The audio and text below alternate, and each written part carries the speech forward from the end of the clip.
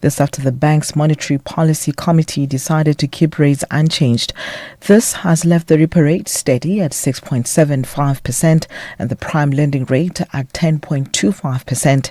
The bank says inflation has reached its peak for the year and is expected to remain under control. Kganyago made the rate announcement in Pretoria yesterday. We assess the risks to the inflation outlook as balanced. Against this backdrop, the MPC decided to keep the policy rate unchanged at 6.75%. Two members favored a cut of 25 basis points, while 4 preferred a hold.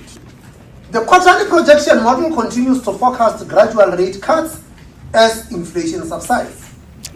Lastly, Venezuela's interim president Delcy Rodriguez has signed a law that opens the country's oil industry to private investors. The move has reversed decades of tight state control. The U.S. demanded the move after capturing Venezuela's president Nicolas Maduro earlier this month. Rodriguez explains the significance of the change. This law allows us to make the truly qualitative historical leap to turn those oil reserves, the largest on the planet, into the greatest happiness a people can have, with the Venezuelan people as the rightful holders of that happiness. Recapping the top story, the SAWA former Public Enterprises Minister Malusi Gigaba is today expected to be back in the Specialized Commercial Crimes Court sitting in the Palm Ridge Magistrates Court east of Johannesburg. Headlines at 6:30 for SFM News. I'm Dino Matau.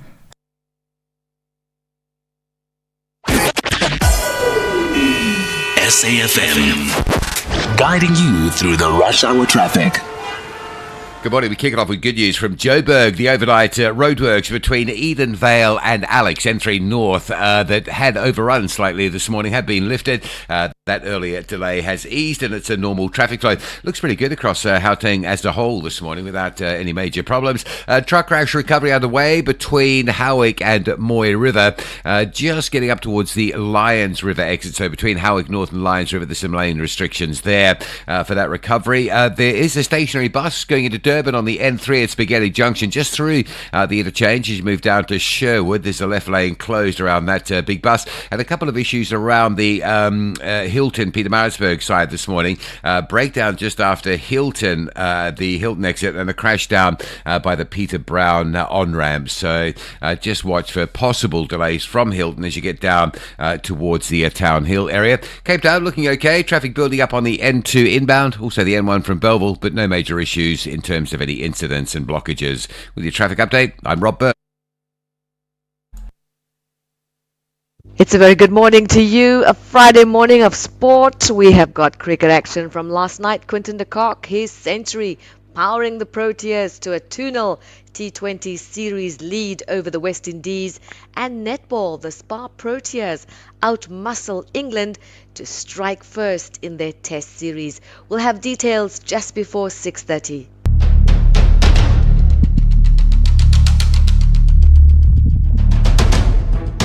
The Morning Brief with Thulasizwe Simelane. Weekdays, Monday to Friday, 6 to 9 a.m.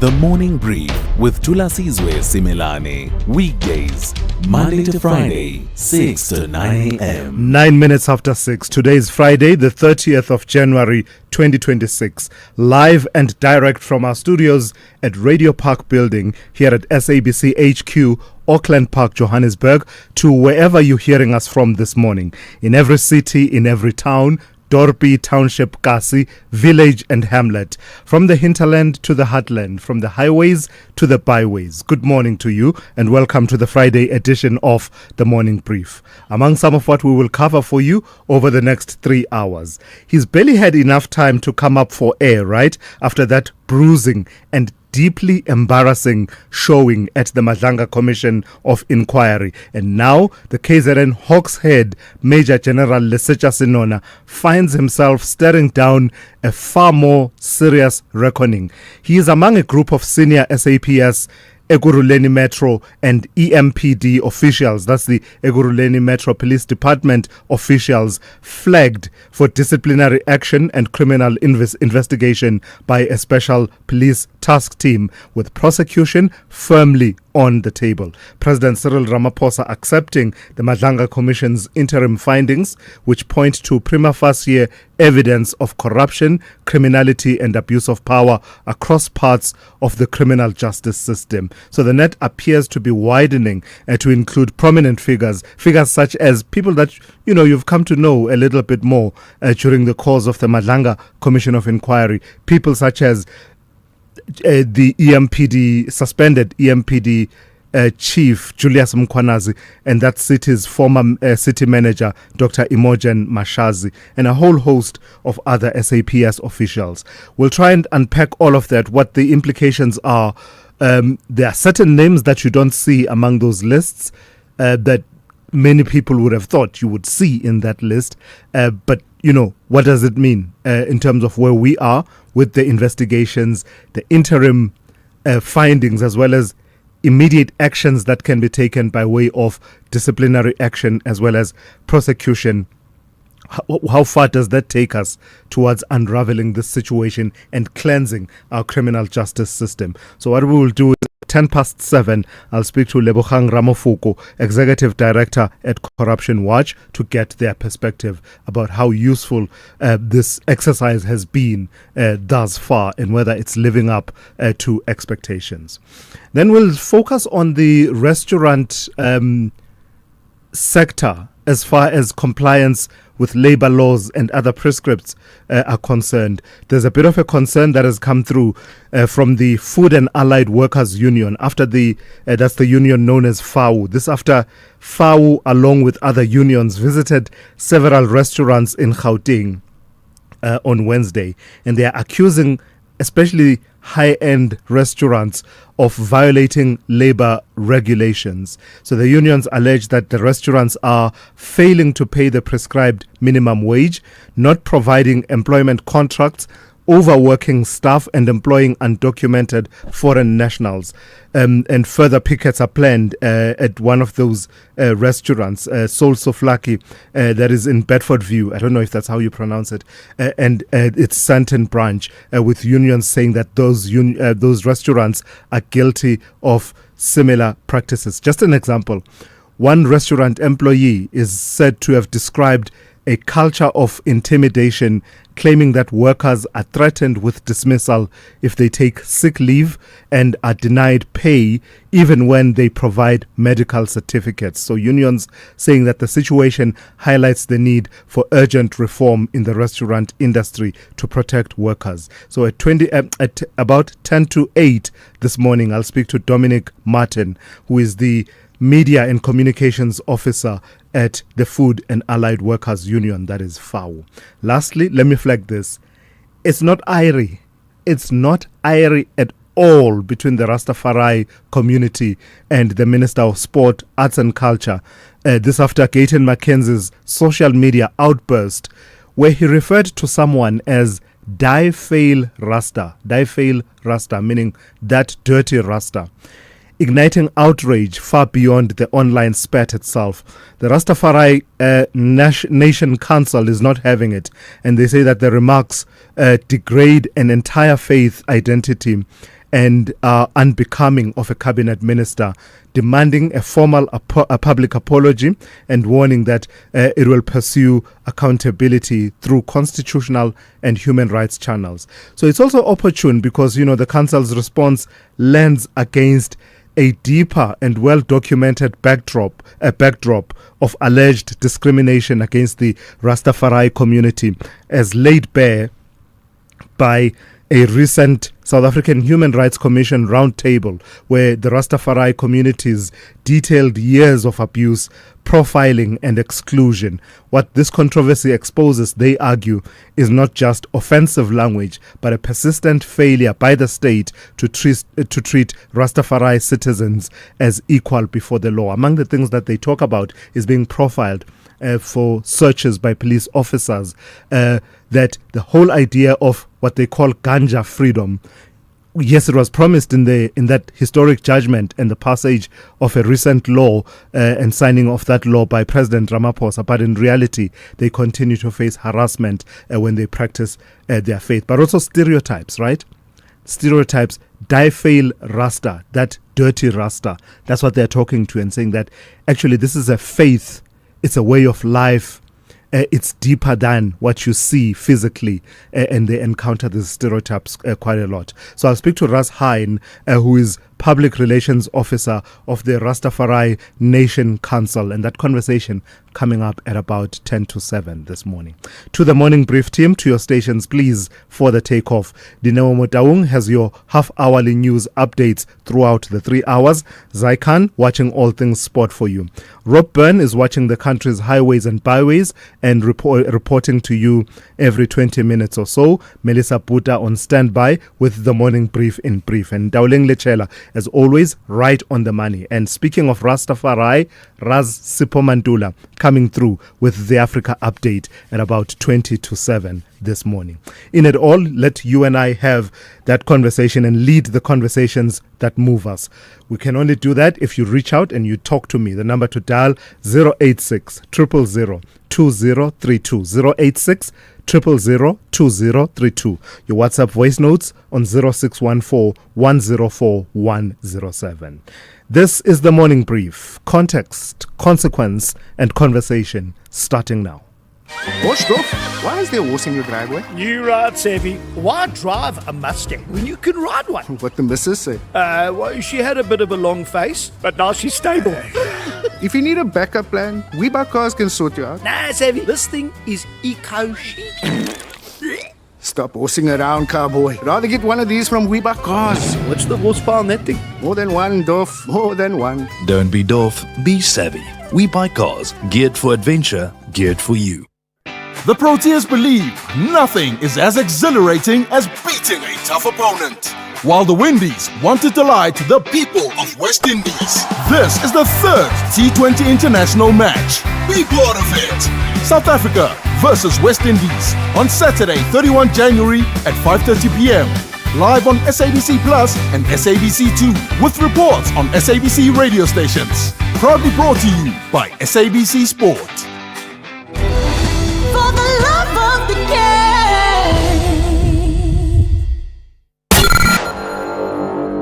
The Morning Brief with Thulasizwe Simelane. Kicking us off, as always, Melissa Puta with the morning brief in brief. Melissa, good morning. Let's start in the city of Johannesburg. Dada Morero is going nowhere, at least not now. Good morning, Thulasizwe. Not going anywhere yet. Johannesburg Mayor Dada Morero will remain in office for now after a motion of no confidence against him was postponed during a council seating at the Koni Babela chambers yesterday. The postponement followed requests for a secret ballot with the vote to be rescheduled. While the no confidence motion brought by Al-Jama was delayed, council approved the creation of a deputy mayor position by majority vote, a role expected to cost about 1.2 million rand annually. The developments reflect ongoing political tensions within the ANC as Morero faces opposition from the faction led by regional chairperson Loyiso Masuku, despite apparent pressure from the party's national leadership for him to stay on as mayor. So it will be interesting to see how this develops once they get back and do the vote officially. It's becoming a thing, this position of deputy mayor formalized, as opposed to asking one of the MMCs to step in whenever the mayor is away. It's becoming a thing, especially in the age of coalition politics. I wonder if it serves the citizens. It's not just in Joburg. We're seeing it in a number of municipalities. Talk to me about what the KZN Department of Education has done in relation to that flashpoint that has been Addington Primary School for the last few weeks. So the KwaZulu-Natal Department of Education says it has taken extraordinary measures to resolve the 2-week protest at Addington Primary School, where parents demanded placements for their children, citing proximity, unaffordable transport, and high fees at alternative schools. During a visit to the school, KZN Education MEC Sipho Shomuga and senior officials rejected what they called false and dangerous claims that foreign nationals dominate staff or learners, or are responsible for overcrowding and poor performance at the school. The department said protests were driven by a list of learners seeking placements outside normal admission processes, including children of foreign nationals, and they say that they have about 15 to 21 cases that still remain unresolved. To ease the tension, the department arranged placement for 11 grade R learners at a nearby early child development center at a reduced cost and is exploring solutions for other grades. Officials also denied allegations of bribery due to a lack of evidence and urged parents to follow proper admission escalation channels. Political party March and March said the dispute should have been resolved earlier. So lastly, Melissa, as if we need any more attention from the current resident of 1600 Pennsylvania Avenue, Washington, the White House, this service provider now goes and polls the documentary Melania. I hope this doesn't get pinned on on all of us. We had nothing to do with this decision. You know what? We can only hope that we don't catch smoke for this. Yeah. So the documentary Melania about the First Lady Melania Trump was abruptly pulled from theoretical release in South Africa just days before its planned opening. Local distributor Filmfinity said the decision was due to unspecified recent developments and insisted it was not the result of outside pressure. The move comes amid low ticket sales, controversy surrounding director Brett Ratner, and heightened political tensions between South Africa and President Trump, who has harshly criticized the country. Amazon, which paid about $40 million for the film's rights and spent heavily on marketing, has not commented on this matter yet, and it remains unclear whether the cancellation was driven by political backlash, commercial concerns, or a combination of factors. So it's quite an interesting development, and we can only hope, What I heard is that it's not been doing well in other markets. So I don't know, but hey, you just never know when a accusatory finger will be pointed at the rest of us. Melissa, thank you for that. Melissa Puta with the Morning Brief in brief there. Thulasizwe Simelane on the Morning Brief. Weekdays, Monday to Friday, 6 to 9 a.m. All right, let me bring you your weather now, if I can get to it in a moment. What we have is one warning that has come through, and it is a yellow level 2 warning, and it is in place for vast parts of the Free State, the Northwest, Gauteng, western parts of KwaZulu-Natal, southern parts of Mpumalanga, extreme southwestern parts of Limpopo, and the extreme northeastern parts of the Northern Cape. Then we have an advisory. It says hot and humid weather will result in very uncomfortable conditions over the northeastern parts of KwaZulu-Natal. The rest of your weather looks like this. Pretoria, partly cloudy with scattered afternoon showers and thunder showers with a minimum of 17 and a maximum of 28. Johannesburg, cloudy with scattered afternoon showers and thunder showers, 15 to 25. Same conditions in Vereeniging at a minimum of 16 and a maximum of 28. Mbombela, partly cloudy, 20 to 29. Polokwane, partly cloudy, 17 to 29. Mahikeng, partly cloudy at first, otherwise cloudy with scattered showers and thunder showers, 20 to 33. Bloemfontein, cloudy and windy with scattered afternoon showers and thunder showers, 20 to 31. Kimberley, cloudy with isolated afternoon showers and thunder showers, 22 to 35. Uppington will be partly cloudy and windy with isolated afternoon showers and thunder showers, 23 to 38. Cape Town will be fine, 18 to 30. George, partly cloudy, 18 to 26. Gqeberha, partly cloudy, 20 to 28. East London, cloudy with morning rain, that's about 30% chance, otherwise partly cloudy, 21 to 27. Durban, partly cloudy with isolated showers and rain, 23 to 29. Richards Bay, partly cloudy, 23 to 32. And lastly, Pietermaritzburg will have morning fog, otherwise partly cloudy with scattered afternoon showers and thunder showers, 19 to 32.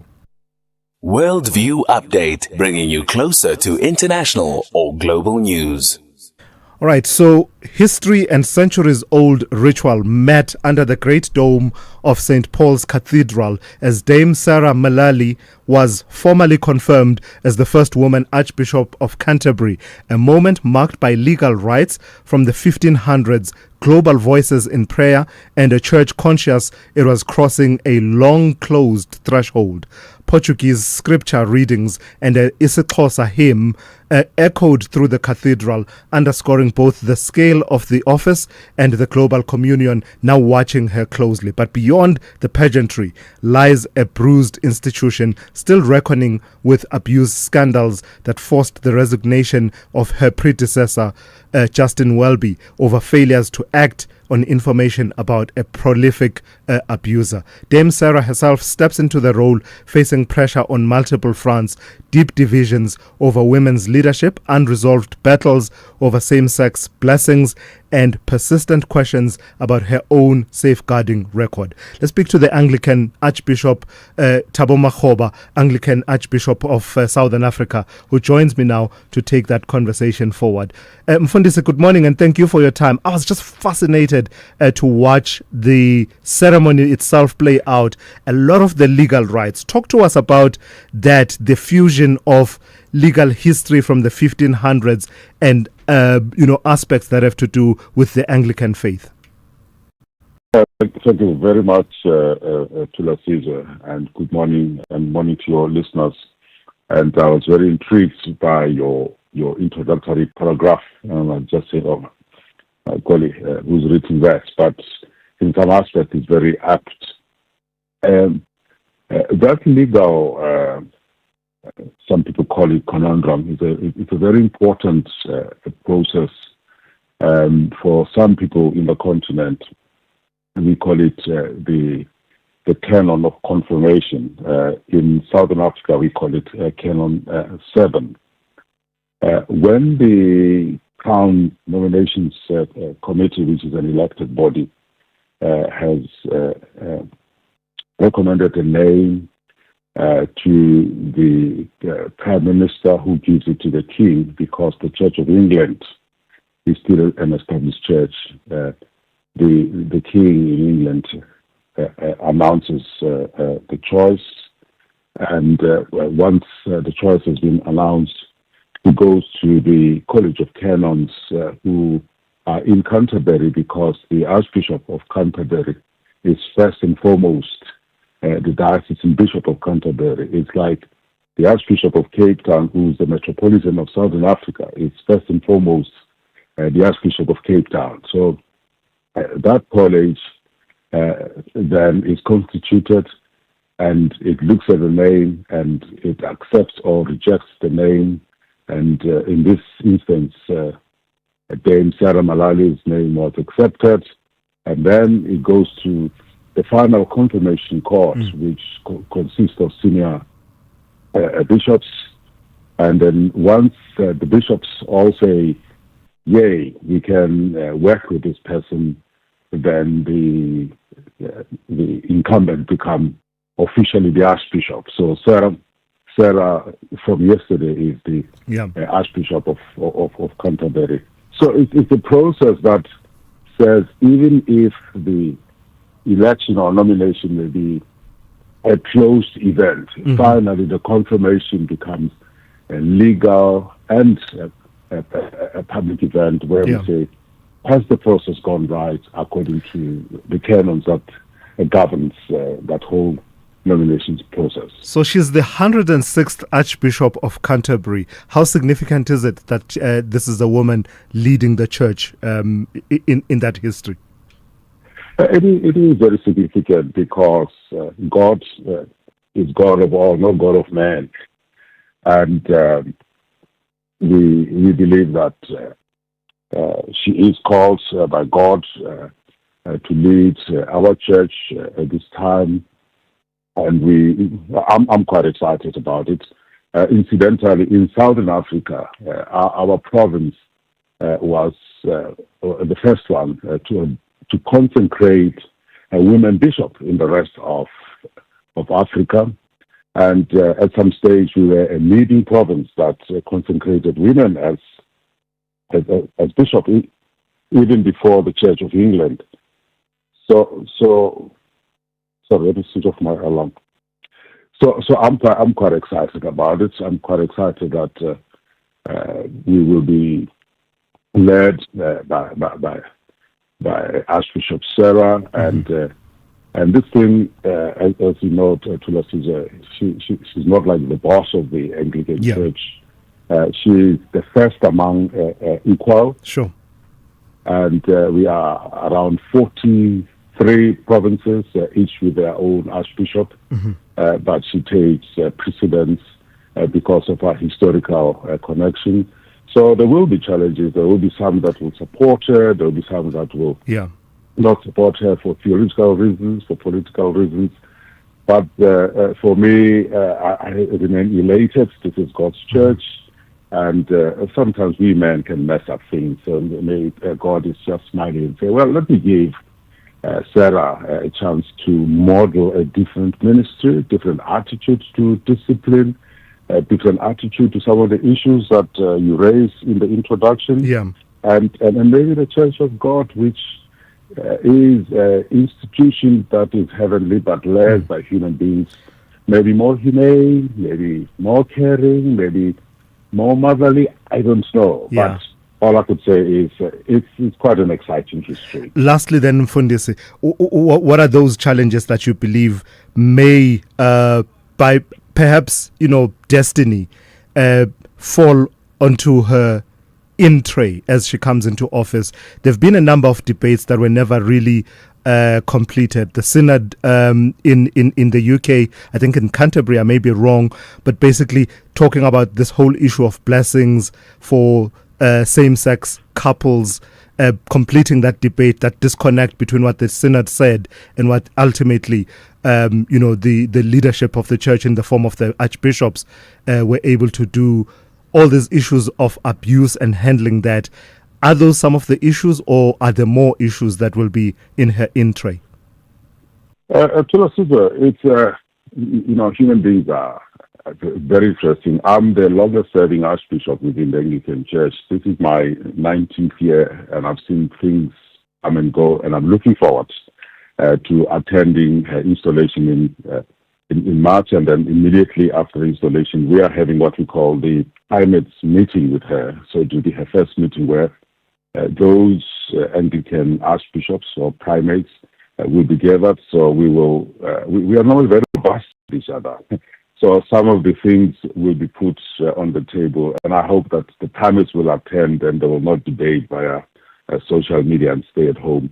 But some of the issues are exactly that. It's our theology. Some will feel that she is not too evangelical, too Anglo-Catholic. Some will feel that she's too Anglo-Catholic and not evangelical.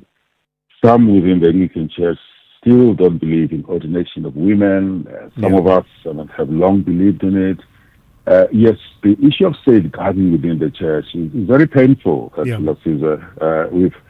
We've had things in years ago that when these laws were not there, that were put under the carpet. So we're learning how to also put out the laundry on the fence so that we can be scrutinized as an institution. But the environmental justice, the issues of poverty, global issues of President Trump, maybe.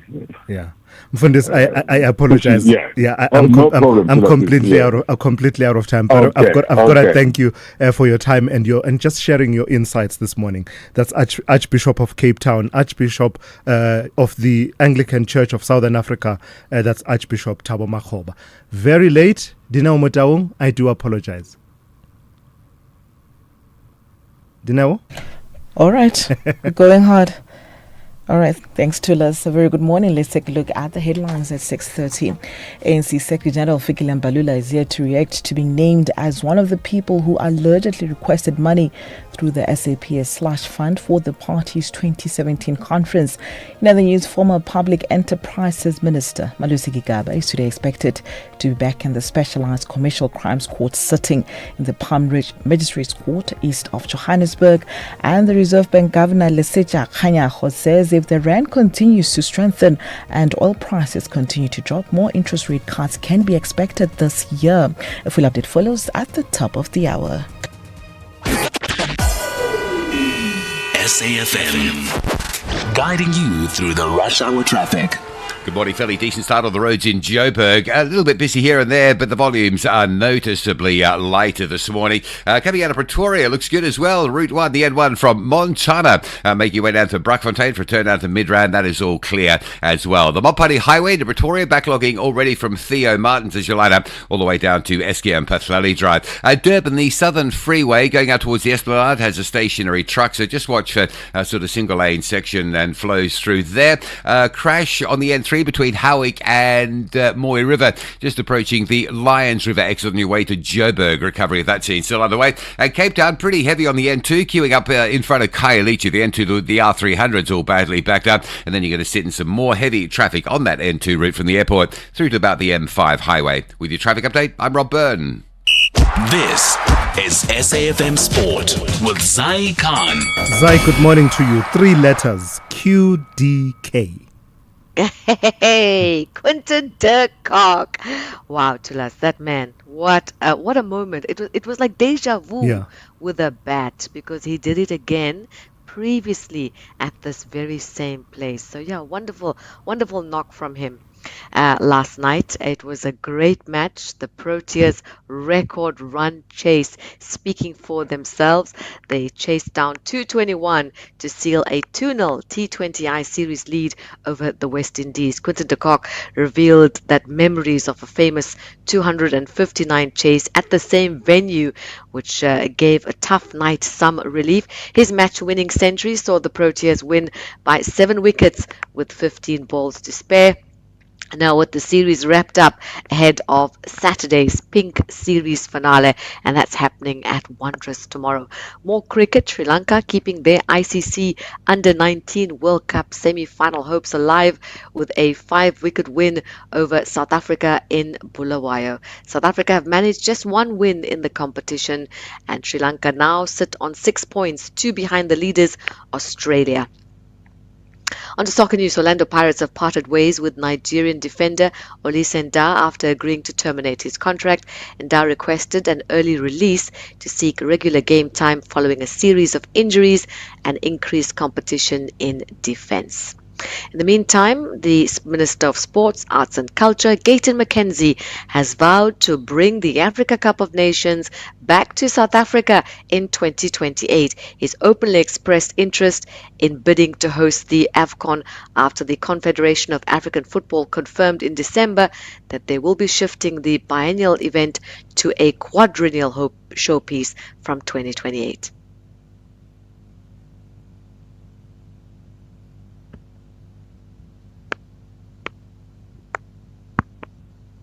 And in the meantime, we've also got great news from the netball court. The Spa Proteas opened their test series against England with a 52-48 win at a packed Ellis Park Arena after trailing early. South Africa's defensive intensity turned the tide with Sanmarie Visser, Talia Mate and Juanita van Tonder leading a relentless fight back. It was a clinical finish. They held their nerve to take a 1-0 lead in the 3-test series. We'll be back on the courts where on the morning brief, I'm Zai Khan. You are listening to the morning brief with Thulasizwe Simelane. SAFM music, crafted to make you feel real good.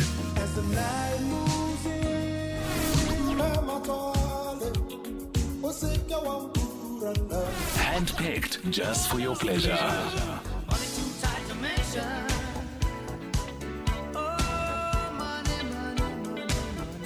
Classics sounding so good only on SAFM. The Business Update on SAFM. All right, for that, let's turn to Ndauling Lechela. Ndauling, good morning to you. You know Ndauling, ne? Aisha Sesay of CNN, when she was resigning after 13 years at CNN, she said, I just could not do any more Trump. Hey, We all feel the same way. Here we are again. Talk to me about you know who. and the announcement of Jerome Powell's replacement? So President Trump teasing us a bit and saying he will announce his pick for the next chair of the U.S. Fed today, bringing months of speculation to an end. Now, the selection process began last year and initially included 11 candidates from the worlds of central banking, economics, and finance. Treasury Secretary Scott Bessent narrowed the field to a final four: former Fed Governor Kevin Walsh, National Economic Council head Kevin Hassett, current Fed Governor Christopher Waller, and BlackRock fixed income chief Rick Ryder. Betting markets have swung sharply toward Walsh, who is now seen as a front runner. Walsh was also considered for the role in 2017 before Powell was appointed. Now, while Powell's chair term ends in May, his seat on the Fed's board as a governor runs through 2028, and analysts expect him to stay on the board, which could potentially limit Trump's ability to reshape the board's balance of power. And then let's talk about the demand for the phone named after a deciduous fruit. What do they say, an apple a day? It keeps Apple healthy. Clearly, because the numbers are really shooting the lights out. The latest results were powered by strong iPhone sales, which CEO Tim Cook described as unprecedented during the holiday period. Now, iPhone momentum helped push Apple's revenue to $143.8 billion, comfortably beating market expectations. A key positive surprise came from China, where Apple delivered a turnaround.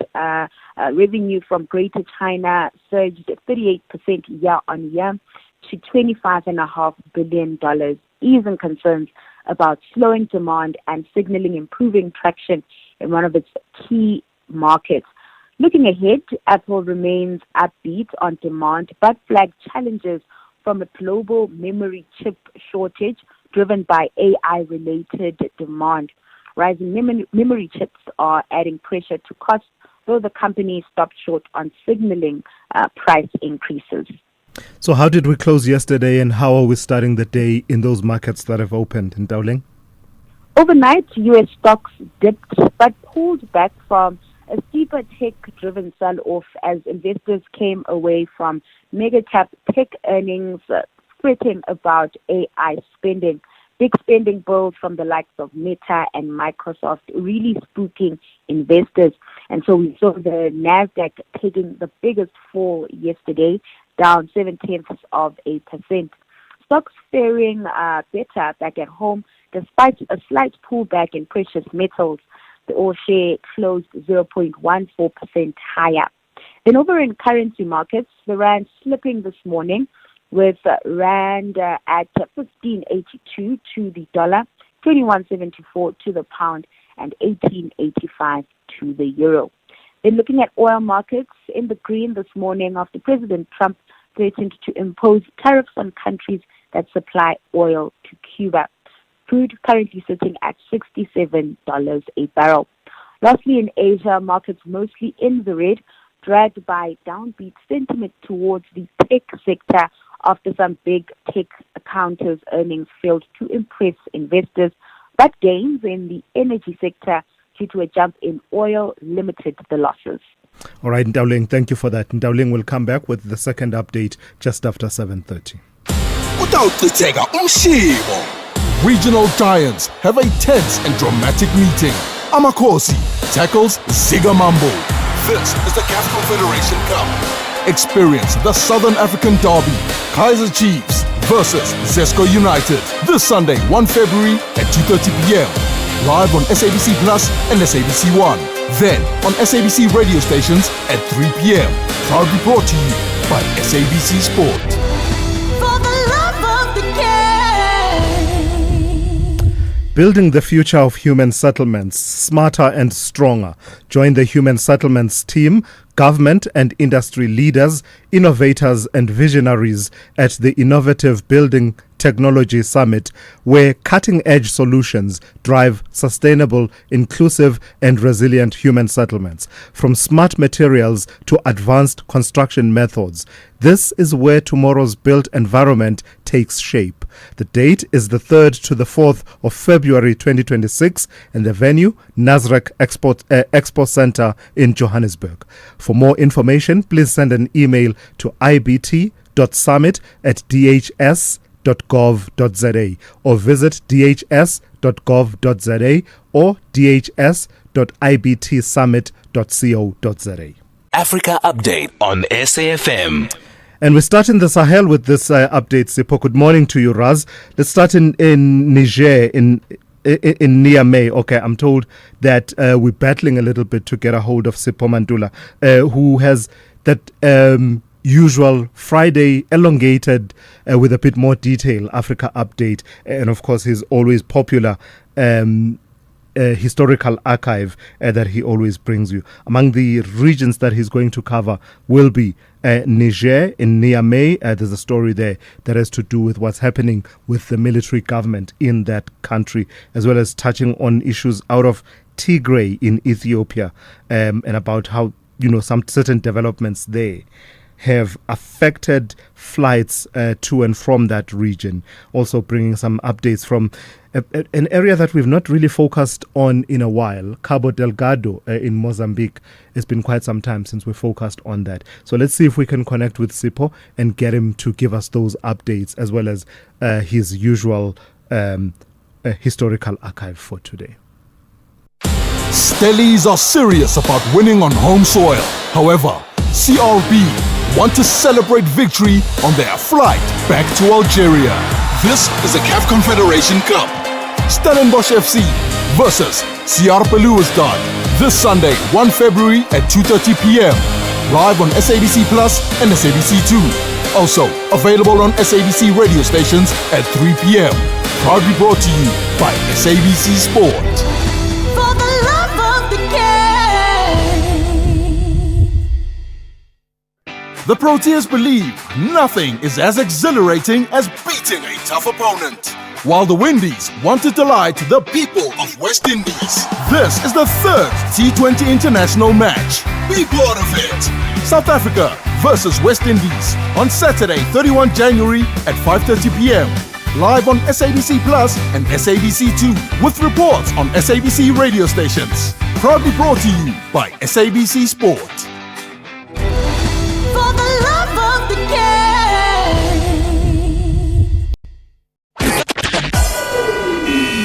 SAFM, guiding you through the rush hour traffic.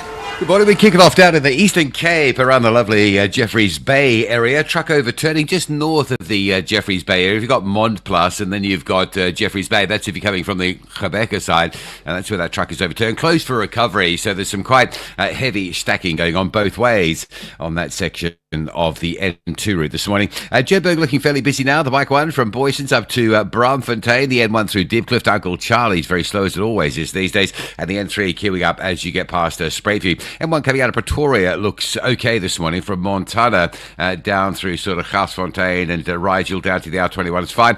Mighty Bob Potty Highway stuck from Theo Martins down to Eskia and Pathlelly. That looks like a busy run through. And if you're coming out of Mamelodi, Solomon Mshlangu is all badly backed up down towards the N4 highway. Vehicle broken down. This is a vehicle carrying school children, so please don't go rear-ending it. Be very careful. Ashburton through to Market Road, N3 north, approaching Pietermaritzburg. Just slow down approaching that one. Fairly heavy queue built up as well. Kwamashu Highway coming from Malindela Road all the way down towards the N2 highway out of Kwamashu. That's big traffic today. And Cape Town, N1 inbound, not really that much easier for a Friday. We're queuing from Belleville through to Coburg Interchange. The N2 from the airport through to Rapenburg Road looks heavy. R300 solid again today, coming out from Delft towards the Van Riebeek Road exit. Problem there seems to be a turning onto Strand Road into Stickland, and Baden-Powell heavier than normal, Musenberg bound going into the Strandfontein Junction. Rob Byrne, SAFM Traffic. Thulasizwe Simelane on the Morning Brief. Weekdays, Monday to Friday, 6 to 9 a.m. All week long, we are saying yes to a first for Africa. For the first time in its 60-year history, the Montreux Jazz Festival is coming to African soil, and it's happening in Franschhoek.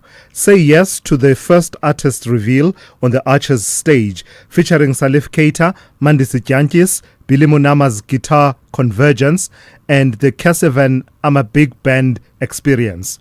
And say yes to the Jazz Village with intimate performances by Madala Gunene, with Sibusile Xaba and Kwanti Le, with Hebi Tsoaedi, Andile Yenana, Ayanda Sikate, and Sisonke Konti. This is just the beginning. Many more acts to come. Tickets for the Archers are now on sale at ticketmaster.co.za. Montreux Jazz Festival Franschhoek, presented by Nedbank. Say yes. The Whites are convinced that with top-class football, they will all smile on the field. Cross up towards Calvert-Lewin! Yeah! Dominic Calvert-Lewin! Terrific finish at the far post, but what a cross from Nonto, and Calvert-Lewin in place to do the rest. On the other side, the Gunners of London believe it's time to show real character. Saka plays another one in. There's the header! And there's the goal! And Gabriel Jesus is off the bench, and has he won it? This is the Premier League. Experience Leeds United versus Arsenal FC on Saturday 31 January at 4:30 p.m. Live on SABC Plus and SABC 3. Proudly brought to you by SABC Sport. For the love of the game. Top Sport with Michael Abramson. Very, very pleased to welcome into studio Sisanda Makatini, who is head boy at Dainfern College, and Erin Curtis, head girl. When I look at you, I just see somebody who gives and gives and gives and gives all the time. So do you have any energy left for yourself to be able to concentrate on your own things, because you seem to be just giving to everybody? There are times where I definitely feel I've worked so hard and doing so many different things, and I need to just put time for myself. But a lot of things that bring me joy are giving to others and helping others and being there for others. I think that's also what makes Dainfern so amazing, is there's so many people that make you feel welcome, and Dainfern is a family. It's where people feel that they belong, and that's our goal as leaders, is to make that the grade 8s and all the new learners and every learner that's there that feel that they belong. Top Sport on SAFM. Africa Update on SAFM. All right, with a great deal of difficulty, finally, we have Sipho Mantula. Raz, good morning. Let's start in the Sahel region of the continent. Talk to me about what the Nigerian government has been saying about this military attack, near an Air Force base. Refreshing morning to us in Jumbo Africa. Apologies to the listeners to us. I hope it was a non-spirit in that studio, but I think it was also the bishop and the prophet that is coming later. To us, the attack that happened yesterday, 4 soldiers were injured, but 20 of those attackers were killed. And this is a air force that is used by the Sahel states, both Burkina Faso, Mali, Niger. Government has been worried about this attack to us, and they have raised concern about what has happened yesterday, but calm has been restored in Niger, capital city Niamey. And in Ethiopia, one of those flashpoint regions, Tigray, talk to me about why flights have been cancelled in that region. Tulas, we know that that conflict since 2020 has cost almost 600,000 people who lost their lives, according to the AU. But the flights have been cancelled because there's a simmering conflict between the government in the capital city as well as in Mekelle. And this is around a referendum that is coming in summer, Tulas. And that's where we have the cancellation of flights between Addis Ababa as well as Mekelle. Razzipo, I get the sense that you are rushing yourself, brother. Relax, it's okay. It's your Friday. You know how we do on a Friday. So let's talk. Tell me about Cabo Delgado and Total Energies and relaunching that project in that region. Tulas, we have not been covering this area, as you have mentioned earlier, that Total has come back in Mozambique after 2021 when there was an attack. That also, we have lost more than 800 people, Tulas, and I'm sorry to be talking about this loss of lives, but this is the situation that we are seeing in Mozambique. But the government is saying that the Total is putting 20 billion into this gas project to us, and we know that it's always going to be France, it's going to be Rwanda benefiting to us. For one is that SADC send a humanitarian team there, but must also send an economic team so that we know to us what can we benefit out of, because that security situation in the north, it is still volatile to us, but they are back again after 5 years. The charisma of one I show speed, someone that I did not know until about 4 weeks ago, it continues to show itself off in various forms. Ghana loved him so much they gave him a passport. Indeed, but that has caused havoc. But when you look at this young man, Darren Watkins Jr., I show speed. Even me too, like I didn't follow him, but when I saw him all over the continent in South Africa, I say, who is this young man with this energy? Ghanaians are saying to be a celebrity, it means you can get a passport. It means the passport of Ghana is cheap. They are saying citizens need to have birth certificates to get a passport. But why this young man? There's a rush of giving him the passport. But remember, Ghana has been pushing repatriation of African diaspora. The same like the Sahel region to us. That's where we have seen that part that has come. But it shows, one sees that this young man, Darren Watkins Jr., known also as I Show Speed, he will be maybe repatriating to Ghana, to Accra. He will be building what you call is the brand of Ghana, of Accra. He might be eating jollof rice probably when he's in Ghana too. Let's go to your historical archive then, Sipho. Talk to me about 30 January 1985. What happened? Thulas, it's almost 41 years when there was an inquiry that was done by that was ordered by the court, the then Pretoria Supreme Court, against the death of Bantu Biko, and this was against the South African Medical and Dental Council to look at the inquiry of. We know that there was a cover-up. We have been saying this, and there's an inquest that was opened last year. So we'll follow it up to us. Whether those, if you'll remember the names like Benjamin Taka, Ivo Lang, these were the, medical practitioners who did lie about the torture and the beating of Biko between the 6th and 7th of September, and on the 12th, Biko lost his life. Hence, we are talking about it since last year that there will be an inquest by the state to look at the death of Bantu Biko. And your next archive is not so far off from that theme of how Biko died. It stems from the date 30 January 1990. Absolutely, and this man is not known to us. Very sad. This was the last man to be killed in detention, Clayton Sithole. He was killed just 12 days before the release of Mandela. It's 36 years ago. And Clayton Sithole had a relationship with the late Zinzi Mandela, by the way, to us. And the young man was killed in that, in 1990. Just like I said to you, those are the archives when you look at 76, you look at the 90s, the archives of this country. Like I said, he's the last man to die at John Foster Square. Whenever I pass that police station, I ask myself, to us, why was it not put down and we rebuild a better police station? Why are we still carrying the apartheid legacy buildings? And that's where I will end it there, Thulas. I would have wanted to touch a lot, Thulas, about the issues of the Mahlanga Commission. I've not been following it. I've been caught up with what I will tell you next month. Traditional courts regulations are back for comments, Thulas. I'll be touching on it at some point as part of our Black History, the role of kings and queens. But the Mahlanga Commission and ad hoc committee, Thulas, showing that our criminal justice system intelligence is paralyzed. And this is very sad when you look at the guys from the Hawks, you look at the guys from NPA, many commissions, omissions, but we have seen the interim report to us is pointing back to the criminal justice system and to the law enforcement. Very worrying, because the continent is watching to us. One thing that we must not run away from is that neighbors are looking at how do we deal with impunity, how do we deal with corruption in the criminal justice system. Let me pause it there, to us. I know I've taken the time, but it will be interesting to hear the prophet of the Rastaman from Cape Town lamenting, right? About challenges that the Rastafarians are facing in Western Cape and generally nationally to us. And I've pushed them, they must lodge a complaint with the Sierra Rights Commission to us on human rights, because we can lament on the radio, can write on social media, but let's lodge complaints. Holding people accountable is just as important.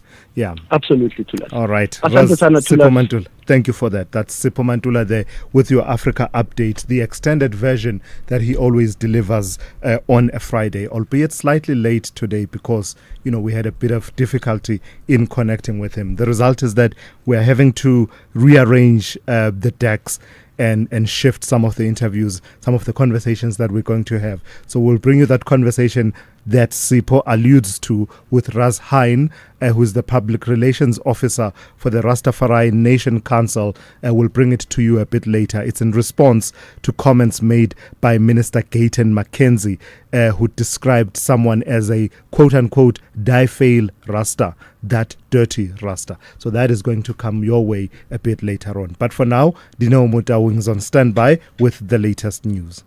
Outsurance is in the business of saving you money on your car insurance premium. If they can't, ask for 500 Rand. SMS out to 30754. That's out to 30754.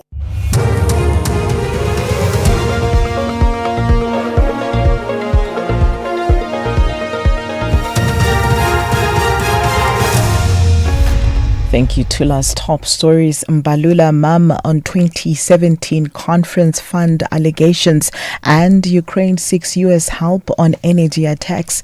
A very good morning. ANC Secretary General Fikile Mbalula is yet to react to being named as one of the people who allegedly requested money through the SAPS slush fund for the party's 2017 conference. This is contained in the submission of former section head of finance and administration services at SAPS, Diani Hlongwane, to Parliament's ad hoc committee probing concerns around national security. It has also emerged that in 2022, Hlongwane revealed that there was mismanagement of the slush fund despite the confidentiality around it. Here's what transpired between Hlongwane and committee member and Umkhonto weSizwe Party MPs Bonelo Nomvalo yesterday. General Stole was acting at the time. Who was National Commissioner at the time? Yes. Yeah. I'll provide that statement to the committee. So in summary, the statement of General Stole implicates Mbalula. He says definitely he was part of the plan. Definitely. It says he was approached by Minister Mbalula, and then he goes on and on. So Mbalula approached him to inflate prices so that the ANC conference can benefit. Now the question is, was it the ANC conference or an ANC faction that's going to benefit? I don't know who was going to benefit. Another member of the public, Mesuli Mlandu, said that he was among those that suspended Deputy National Police Commissioner Shadrack Sibia had threatened for reporting rogue officers in Gauteng to the SAPS.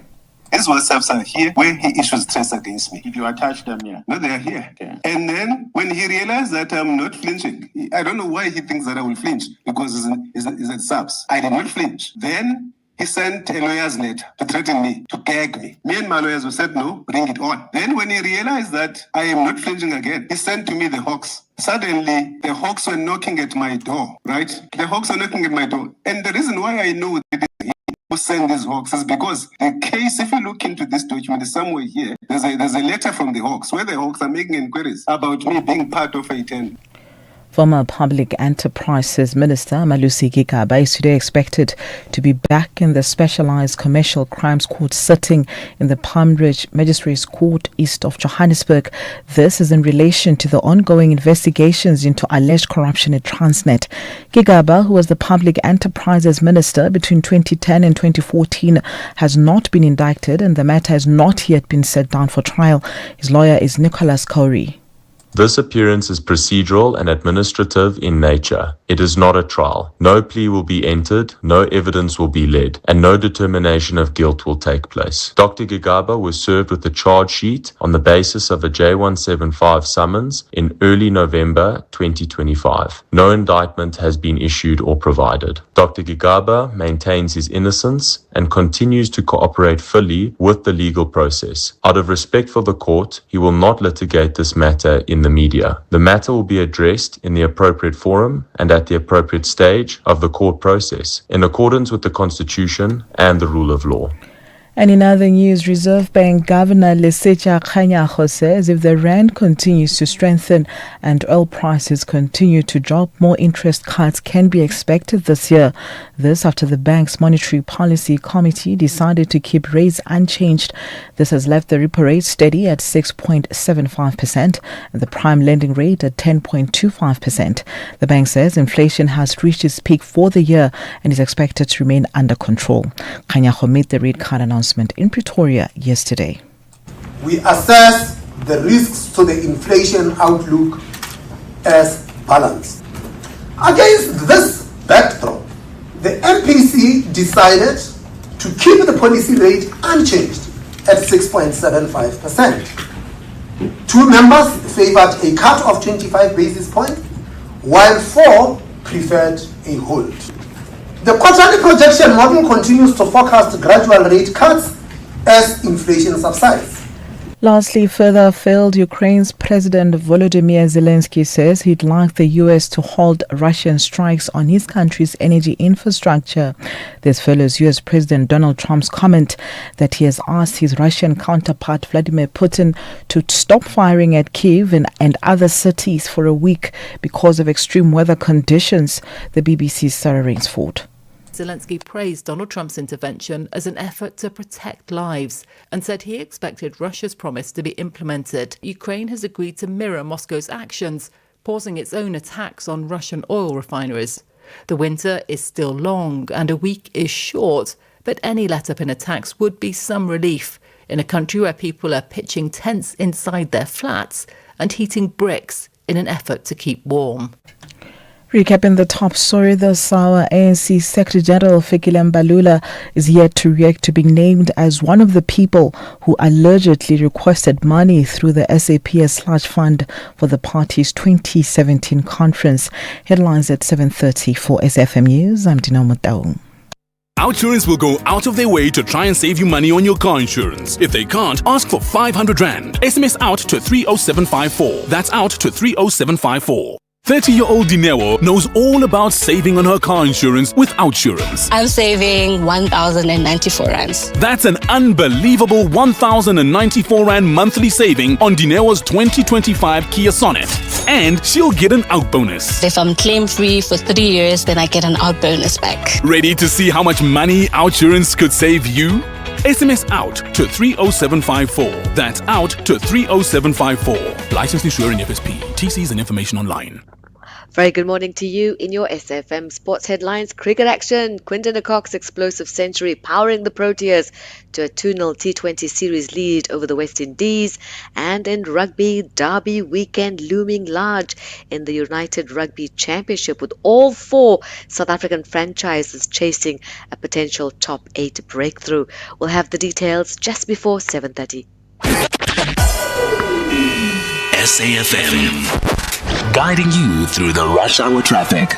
Good morning, it's a busy Friday now, coming in from the south of Joburg. The N1 up through Deepcliff Interchange, fairly heavy again. Queues almost back as far as the Potch Highway. The Mike 1 from Boyson through to Empire Road, absolutely jam-packed as well. Route 1 from Pretoria down to Midrand, not looking too bad today. Pretoria itself, Solomon Mshlangu coming out of Mamelodi, heavy queues down towards the N4 Highway. And the mighty Mopani Highway back from Theo Martins all the way down into Esky and Pathlali Drive. Durban side, if you're leaving KwaMashu, the KwaMashu Highway through Malindela towards the N2 is quite heavy. Processing problems at Marion Hill Plaza. I think accepting cash, not cards, or the other way around, but there's some sort of issue with the processing operation at Marion Hill Plaza, so some queuing pressure both ways there. Cape Town, N2 into town, pretty heavy through Khayelitsha up towards the R300, and the R300 has been a busy week, and it is again this Friday, queuing from Delft up towards that Van Riebeeck and Strand Road exit. Problem seems to be getting off the highway and in towards Stickland, and Baden-Powell super bad today, queuing up from Mitchell's Plains through to Coastal Park, slow on your way to Musenberg. With your traffic update, I'm Rob Byrne.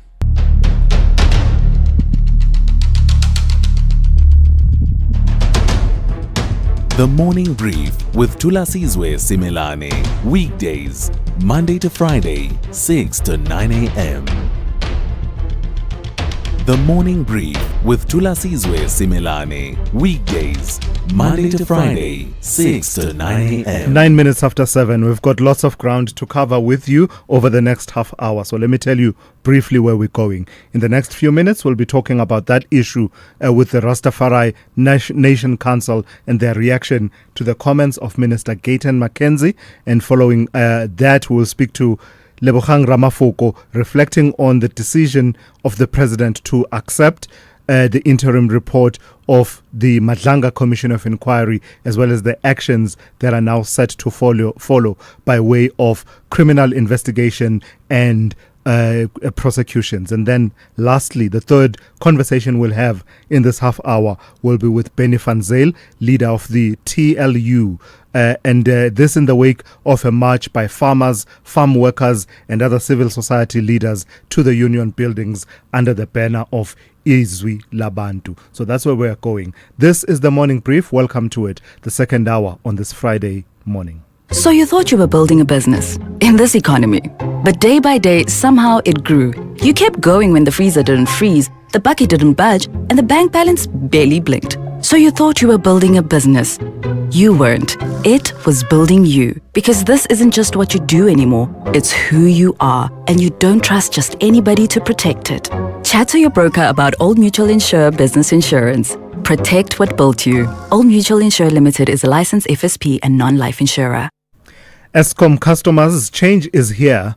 Eskom is upgrading old electricity meters with modern smart meters, giving you clarity, control, and confidence. With your new meter, you'll be able to see your usage in real time, giving you the power to manage your electricity with ease. Smart meters are accurate and help Eskom respond faster to issues. Please allow our authorized installers access to install your new meter. For more information, visit the website, Eskom's website. Eskom, redefining for a better future. SAFM. Prime time all day long. All right, let's turn to this issue now. It's not airy at all. Not airy at all between the Minister, the Rastafari community, and the Minister of Sport, Arts and Culture, Gayton McKenzie. This after the minister's social media outburst, where he referred to someone as Die Fail Rasta, that dirty Rasta, igniting outrage far beyond the online spat itself. The Rastafari Nation Council says the remark degrades an entire faith identity and is unbecoming of a cabinet minister, demanding a formal public apology and warning it will pursue accountability through constitutional and human rights channels. So let's speak to the Rastafari Nation Council's Tautau Haramanuba, who is the deputy chairperson. Good morning to you, Raz, and thank you for your time. Why should we not view these comments by Gayton McKenzie in isolation and say that perhaps he's misinformed, he's ignorant? Why are they serious for you as the RNC? Good morning, Thulasizwe, and to the listeners of SAFM. Thank you so much for giving us this opportunity to ventilate these issues. These issues cannot be looked in isolation. One, from a minister like Gayton McKenzie, who is a minister of arts and culture. The Rastafari community is a cultural and is an artistic community. Our arts are known from reggae music to handcraft and everything. And as a minister of arts and culture, you should be very sensitive to cultural communities that are in South Africa. Rastafari is one of the constitutionally recognized community in this country. Rastafari is not a prohibited practice. So he is perpetuating the stereotypes that comes from before democracy, that comes from the days of apartheid. When something is not looking good, you say it's Rasta. When somebody says something you don't agree with, you say they have smoked.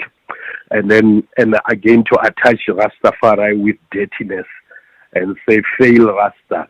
So now that is unacceptable, and as the Rastafari Nation Council, we demand a public apology, particularly as a minister of arts and culture. Yeah. We are part and parcel of the art and cultural communities. And how far will you go in exacting that accountability? You are demanding a public apology. What else? What other avenues are you exploring? Well, there are several avenues like the Chapter 9 institutions, avenues like Public Protector, Human Rights Commission.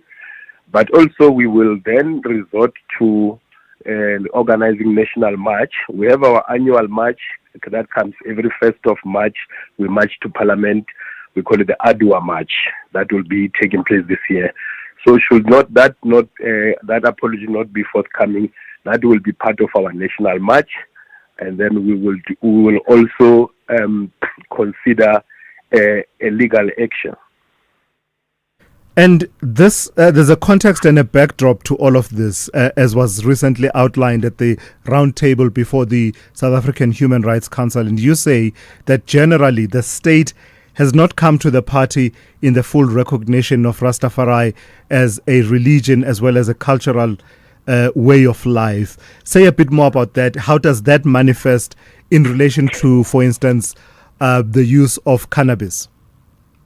Well, the state is having this double agenda and double type of relationship with us, because if you have observed, every time there is this January 8 statement, they are having this interfaith program of different faith groups coming to pray. They also call the Rastafari to participate. All interfaith communities that have ever been established, whether it's the Lituli House Interfaith, whether it's National Interfaith Council of South Africa, whether it's faith-based organization councils that you find them in the Gauteng legislature and other legislatures, we are always called upon to participate. And when we do participate, of course, we will ban the ganja as part of our article of faith, as part of our rituals. And then, of course, we were part of the presidential Pakisa for cannabis and hemp that was held from the 19th of June to the 23rd of June in outside Pretoria, which was conducted by the president. They make an undertaking. They establish a presidential steering committee where we have 2 representatives in that steering committee, but they have not fulfilled any undertaking. Then we had the round table, human rights round table, which recommendations were made. Even prior to that, between 2011 and 2012, the CRL Commission conducted a research and a dialogue with the Rastafari community and issue out recommendations in respect to the Rastafari community and the usage of cannabis. Today, 2018, Ras Gareth Prince won the case at the Constitutional Court where cannabis was decriminalized in this country. But the Rastafari are still getting beaten by the police, are still getting arrested by the police. Their ganja is still confiscated, and now we are having a parallel cannabis community that has mushroomed in this country, mainly from the previously privileged people. Like white people are the biggest controllers of ganja today in this country. They are making millions. One of them, they gave reports that they are making 18 million and they pay tax about 7 million. There are shops all over this country. You go to KZN alone, Durban alone, there are 439 cannabis shops that are run by whites and Indians. Yet the Rastafari, who were the first people to advocate for the cannabis usage. I personally led about 23 marches from the year 2000 until last year for cannabis legalization, highlighting its medicinal purposes, its textile purposes, its GDP return that it will contribute to the country, and then SARS be able to collect some money and create more jobs. We've been saying this before it was fashionable, but we are still marginalized. We are still at the receiving end of the wrath of the state. All right, let's leave it there for this morning. Thank you for highlighting those issues. That's Tautau Haramanuba, who is Deputy Chairperson of the Rastafari Nation Council. Every day, Rand Water's underground pipelines run through servitudes across the country, carrying millions of litres of water to our communities. But when people build too close, it's called encroachment, and it's very dangerous. If a pipeline bursts, it can flood homes, destroy property, and in many cases, people lose their lives. That's why Rand Water marks its servitudes with blue and white beacons, a clear warning to stay clear and safe. When we protect Rand Water's servitudes, we protect our communities too. Rand Water, finding new ways. Thulasizwe Simelane on the Morning Brief. Weekdays, Monday to Friday, 6 to 9 a.m. 19 minutes after 7, with barely enough time to come up for air after a bruising and deeply embarrassing showing at the Madlanga Commission of Inquiry, the KZN Hawks head, Major General Lesetja Sinona, now finds himself staring down a far more serious reckoning. He is among a group of senior SAPS, Ekurhuleni Metro and EMPD officials flagged for disciplinary action and criminal investigation by a special police task team with prosecution firmly on the table. This after the president accepted the Madlanga Commission's interim findings, which point to prima facie evidence of corruption, criminality and abuse of power across parts of the criminal justice system. Let's speak to Lebogang Ramafuku, Executive Director at Corruption Watch. Good morning to you and thank you for your time. Of course, these are interim findings, so we're still some way off from the final findings that will be tabled for the president and recommendations. But what have you made of the recommendations for criminal investigation, possible prosecution, as well as disciplinary measures against these officers and other officials that are named in the interim report? Yeah, thank you for having me. As Corruption Watch, we did say in July 2025 when the commission was set up that we hope that, the recommendations are followed timelessly and the task team that is selected is trustworthy and is acting on time. And we welcome what the president has done by basically saying that he accepts the recommendations from the Madlanga Commission. In our mind, we have no doubt that the Madlanga Commission has done a great job, and we hope that this work will be continued by the task team that is going to be selected to investigate further the evidence that was led by the many whistleblowers and others who have come up to answer questions at the Madlanga Commission. And we believe that many of them indeed upon investigation will be found to be guilty and the evidence will hold water.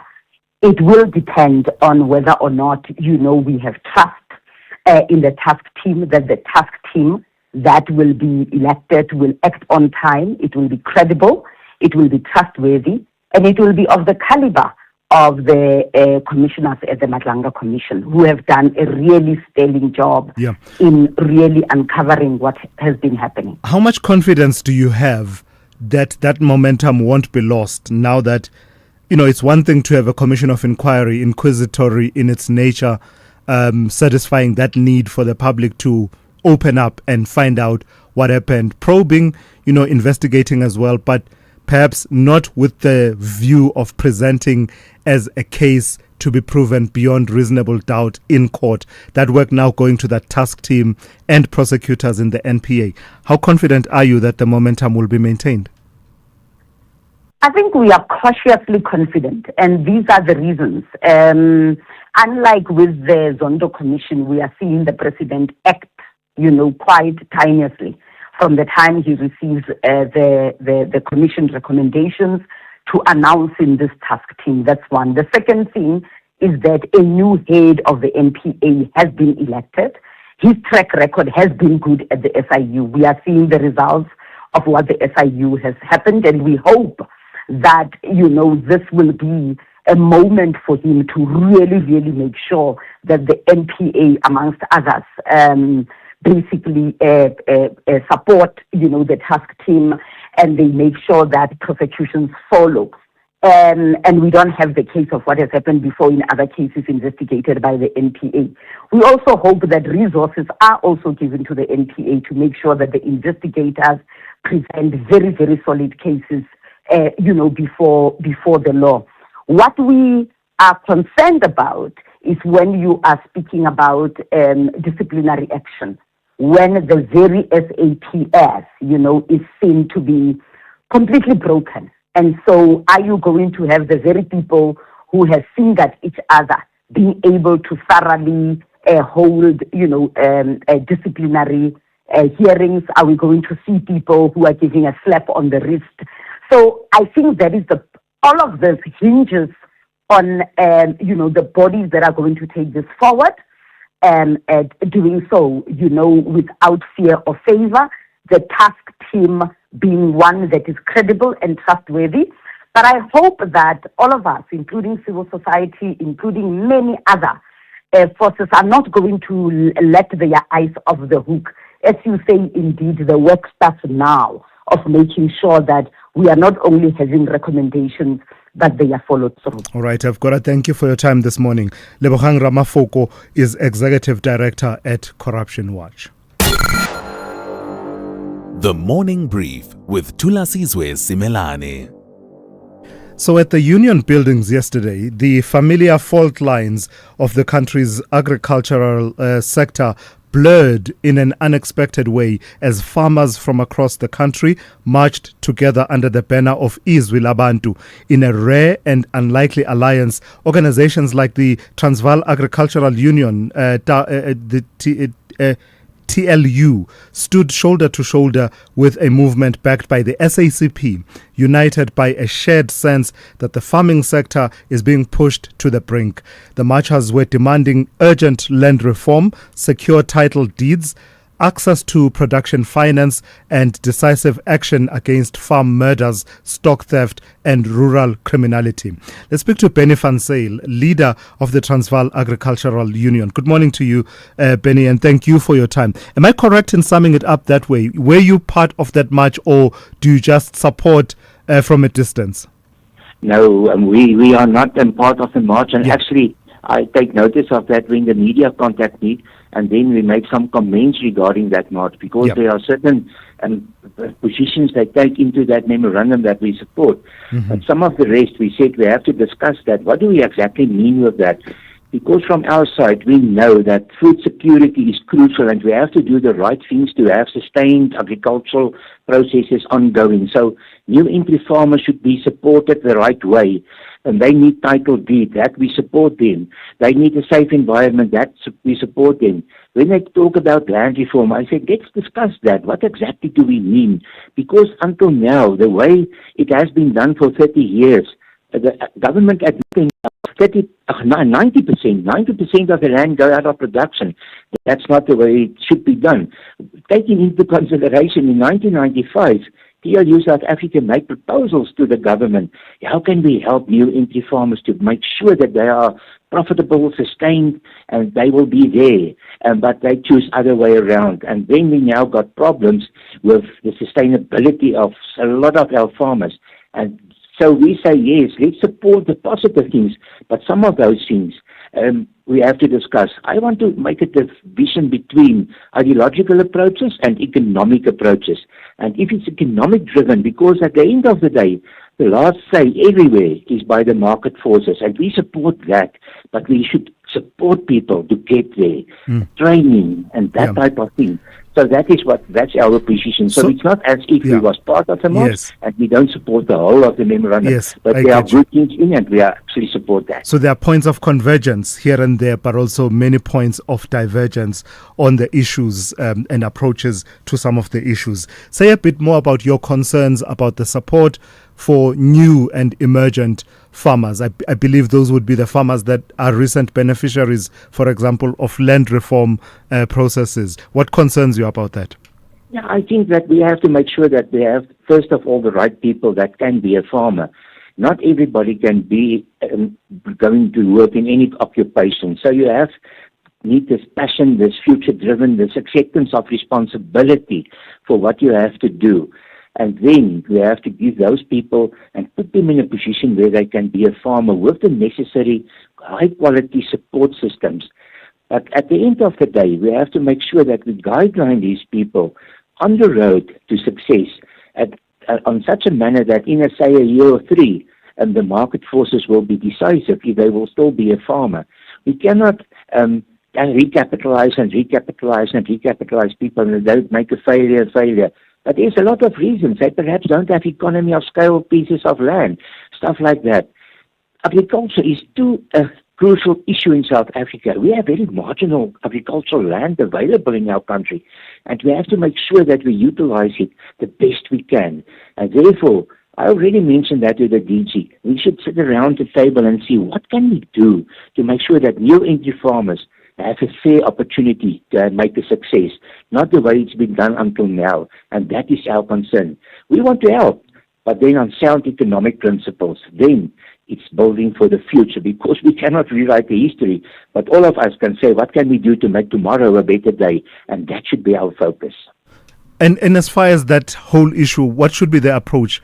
When you say it should be done on sound economic principles, what do you mean by that? I say that because it doesn't matter where you are, if you are in a business, if it's a factory, a cafe, or a farm, you have to be profitable. And that is built on sound economic principles. You have to apply to the right principles to make a profit. You have input costs. You have to run the production factors as the entrepreneur, the person that runs this farm or the factory, and then you utilize the other three production factors, namely labor, capital, and the resources. That is the economic principle, and you are decisive for success.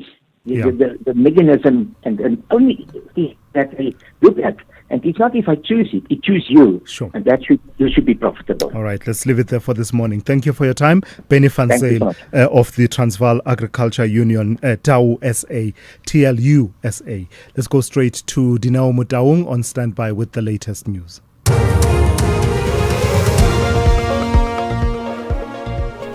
Thank you, Tulas. A very good morning. With the headlines, I'm Dineo Motaung. Let's take a look at the headlines for this morning. Northwest businessman Brano Khotsi says he remains under police investigation. His business premises in Sowedding village near Mahikeng were raided by police in November last year. In other news, ANC Secretary General Fikile Mbalula is yet to react to being named as one of the people who allegedly requested money through the SAPS/fund for the party's 2017 conference, and a warning has been issued for people using GLP-1 weight loss injections. A full update follows at the top of the hour. SAFM Prime time all day long. SAFM traffic with momentum. Just as you plan your route, only 15% of households plan for retirement. Plan yours today. Speak to a Momentum accredited financial advisor for advice that meets your context. SAFM, guiding you through the rush hour traffic. It's always a slightly better run out of Pretoria down to Joburg on a Friday. Let's see how today plays out. We'll look at the M1 South coming down through Rigel. Looks okay. A swing through Brockfontein. Yeah, you only really pick up traffic about sort of Samrand. You're in and out of it by the time you get past Olifantsfontein, so that's not bad. Olifantsfontein Road coming from Blue Hills towards the highway. Real heavy backlogs, a lot of traffic lights down there. The Mike 1 Boysons through to Empire Road at Braamfontein stays heavy. The N3 queuing from Elands up towards the Galulis interchange. Pretty slow on that run through Bedford this morning. Durban is processing payment processing issues at Marion Hill Plaza. Now that is causing delays both directions, whether you're Durban bound or Pietermaritzburg. There's some issue with the acceptance of payments at the plaza. If you don't fancy it, use the Field Till M13 option. Very heavy getting north on the N2. A crash between Kwamashu and Gateway, backlogging traffic southbound into that, as well as driving north into the sea. In Cape Town, R300 terrible, Delft up towards the Stickland exit, N2 inbound from about Robert Sebukwe, the Hospital Bend looking quite busy, and still big traffic on Baden-Powell. Mitchell's Plain through Strandfontein towards Coastal Park. With your traffic updates, I'm Rob Byrne. Momentum is part of Momentum Group Limited, an authorized FSP and registered credit provider. They say the early bird catches the worm. Great advice, unless you're the worm. Generic so-called wisdom doesn't work for everyone. So I settle for a financial plan that's one size fits some. Momentum accredited financial advisors take the time to get to really know your unique situation. Advice meets your context. Momentum, your journey to success. Momentum is part of Momentum Group Limited, an authorized financial services and registered credit provider. This is SAFM Sport with Zai Khan. Hey Zai, good morning. So it's done and dusted, the T20 series, yeah? Yeah, done and dusted. We head to tomorrow to the Pink ODI series. It's going to be very exciting to us, especially with the likes of Quinton de Kock and Ryan Rickleton powering South Africa last night. What a win in this T20 series, chasing a massive 222. The Proteas raced to 225 for 3 in just 17 and a half overs. And we saw Quinton de Kock as well earning player of the match on his return. The 2-0 series, the victory, giving South Africa a timely confidence boost ahead of the T20 World Cup. Let's go now to soccer news. Orlando Pirates midfield strongman Magaleni Cash Makaula says not being involved in the CAF Champions League this season will play a big factor in the Betway Premiership title chase. Pirates currently find themselves third on the log, 4 points behind log leaders Mamelodi Sundowns going into the weekend's games. I think now it makes a really huge difference because I think playing CAF, and it's obviously wanted to play CAF, but it happens, and I think it gives us time again to prepare, because now we have 5 days to prepare, so we're playing against some cases. So I think this thing it's going to help us also to recover and to be on the necks of people who are on top, just like the ones who are on top of us also. So it really helps. All right, let's go to Sports Minister Gator McKenzie vowing to bring the Africa Cup of Nations back to South Africa in 2028. The African Cup of Nations should come here. It has been, if we don't host it in 2028, then it will go 2 decades without us having the African Cup of Nations this side. You must know we've never applied for African Cup of Nations. The last time it was held here, we were standing in. So the time has come for us to apply and to get it. It's definitely coming. I mean, Bafana is on a roll. And finally, motorsports. Mercedes youngster Kimi Antonelli topped the timesheets in yesterday's morning session of the Barcelona shakedown testing. The Italian set the fastest lap and logged the longest run with 90 laps, while Ferrari's Lewis Hamilton completed 87 laps for the third best time behind McLaren's Oscar Piastri. Racing Bulls Liam Lawson and Cadillac Sergio Perez also featured on track during the session at the Spanish circuit. We'll be back in the fast lane here on the morning brief at the top of the hour with more sport. I'm Zai Khan. The Business Update on SAFM.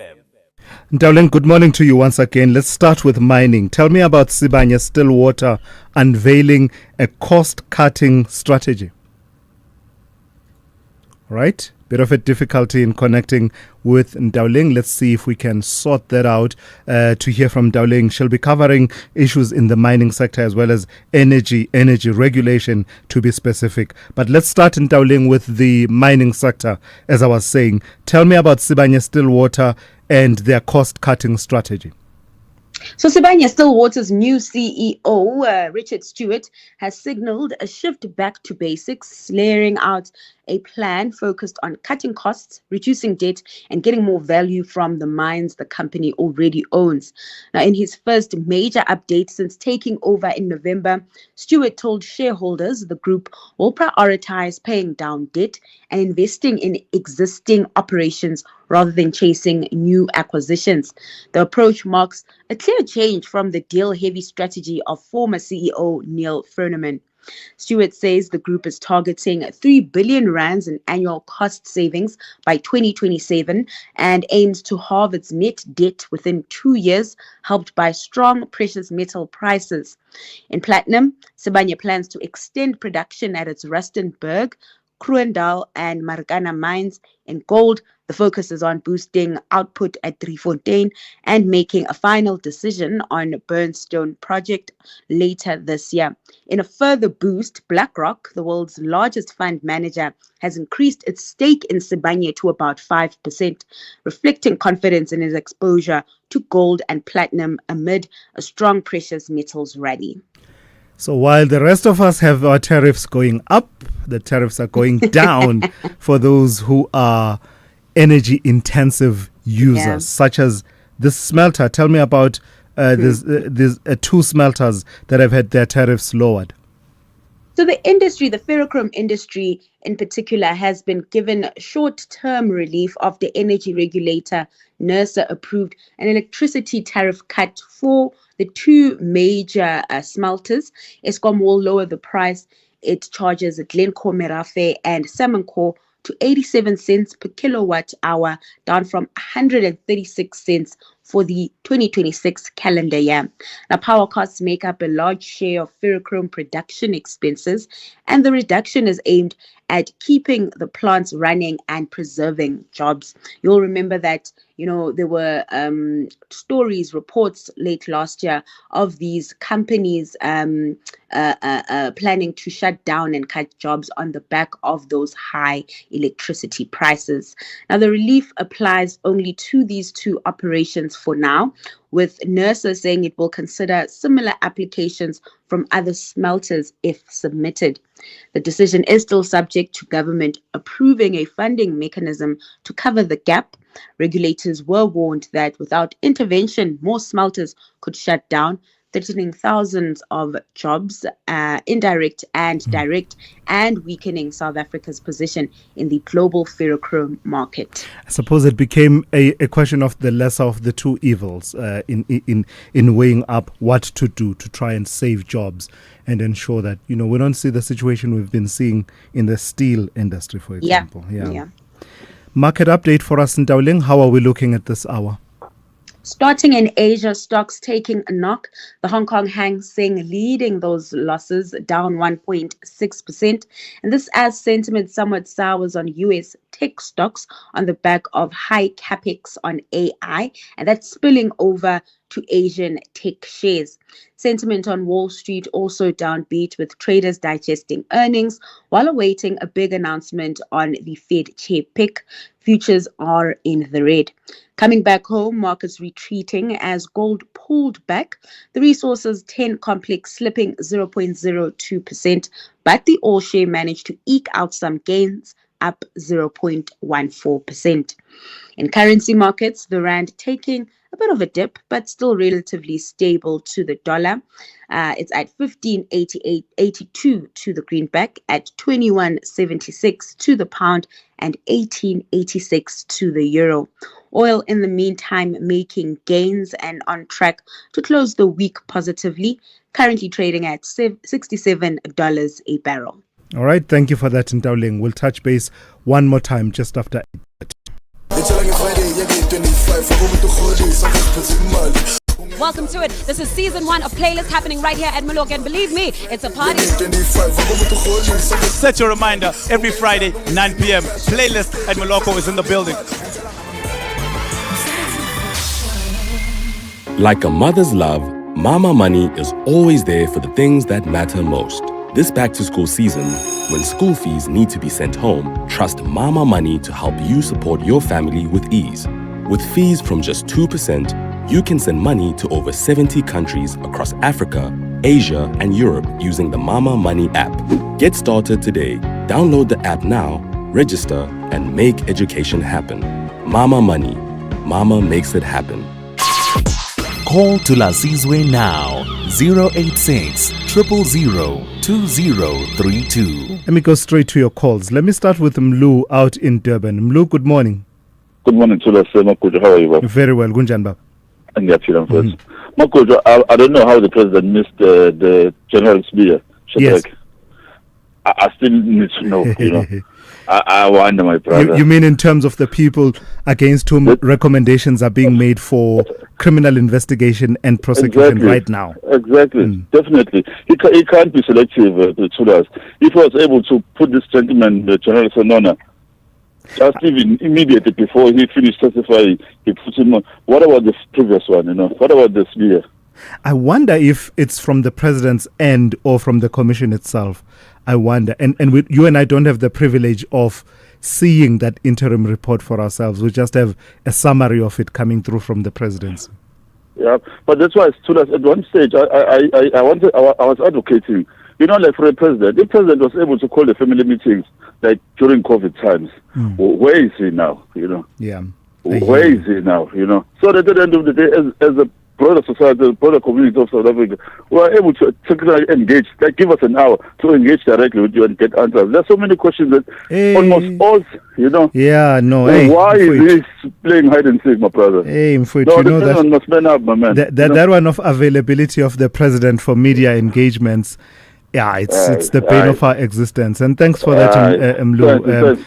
Just as a passing comment, I noticed that this year, unless I missed it, that traditional, there was that almost like a, what do they call it, compensation prize, that you don't get interviews with the president as president of the republic, but you could always count on at least around January 8, he will engage at least with the broadcasters, which is not good enough because a lot of the print publications were saying, but what about us? There's new media now that's active now. I noticed, unless my colleague Mzwandile Mbeja will correct me, this year the traditional January 8 interview didn't happen. I didn't see it at all on any of our platforms. So that tells you that the need for that. It really would be nice to have, the president in studio for an hour and a half, take calls, engage, speak to people directly. That would really be refreshing. But anyway, I've flogged that horse. I'm nyapuma angsekho lapho. Siyanda in Kariega, good morning. Morning, Thulas. Are you good? Very good. How are you? I'm fine. Thulas, can you please have, even if it's the secretary of the ANC in the Eastern Cape, to respond to a step-aside issue? Yes. There is a man who is a Kisani executive mayor, district municipality, Mr. Sizane, who was charged. He appeared in court. Yeah. His vehicle, apparently he lost his firearm through negligence. He's charged for that. And the spokesperson of the ANC is on record saying, Mr. Yanga Zipina, our understanding is that the comrade in question is the one who complained about his stolen belongings. And that is besides the point, because the state has charged the person for losing his firearm, whether his vehicle was broken into. What I'm saying is, the issue of step aside in as far as the ANC is concerned, is it open to any other criminal matter or confined to fraud and corruption? Because what he is now saying is something that is contrary to what we know. What we know is that once a person is charged, that person must be on step aside. Yeah. Even the municipal manager went to support him. The person who's supposed to be at work.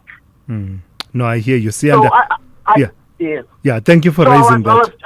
I was just saying, maybe you need to ask them, what is it that we need to know about this step aside? Because it seems to me it has eyes in as far as I can. Consistency is the question there. Thanks, Sianda in Kariega. Consistency of the application of the step aside policy of the ANC, raising those questions in relation to the context in the Eastern Cape.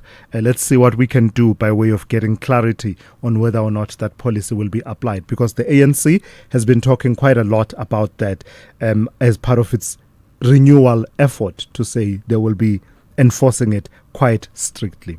Yanga in Kimberley, good morning. Yanga, good morning. Oh, I seem to have lost Yanga there. Let me see if I can get Linda in Boksburg. Good morning to you, Linda.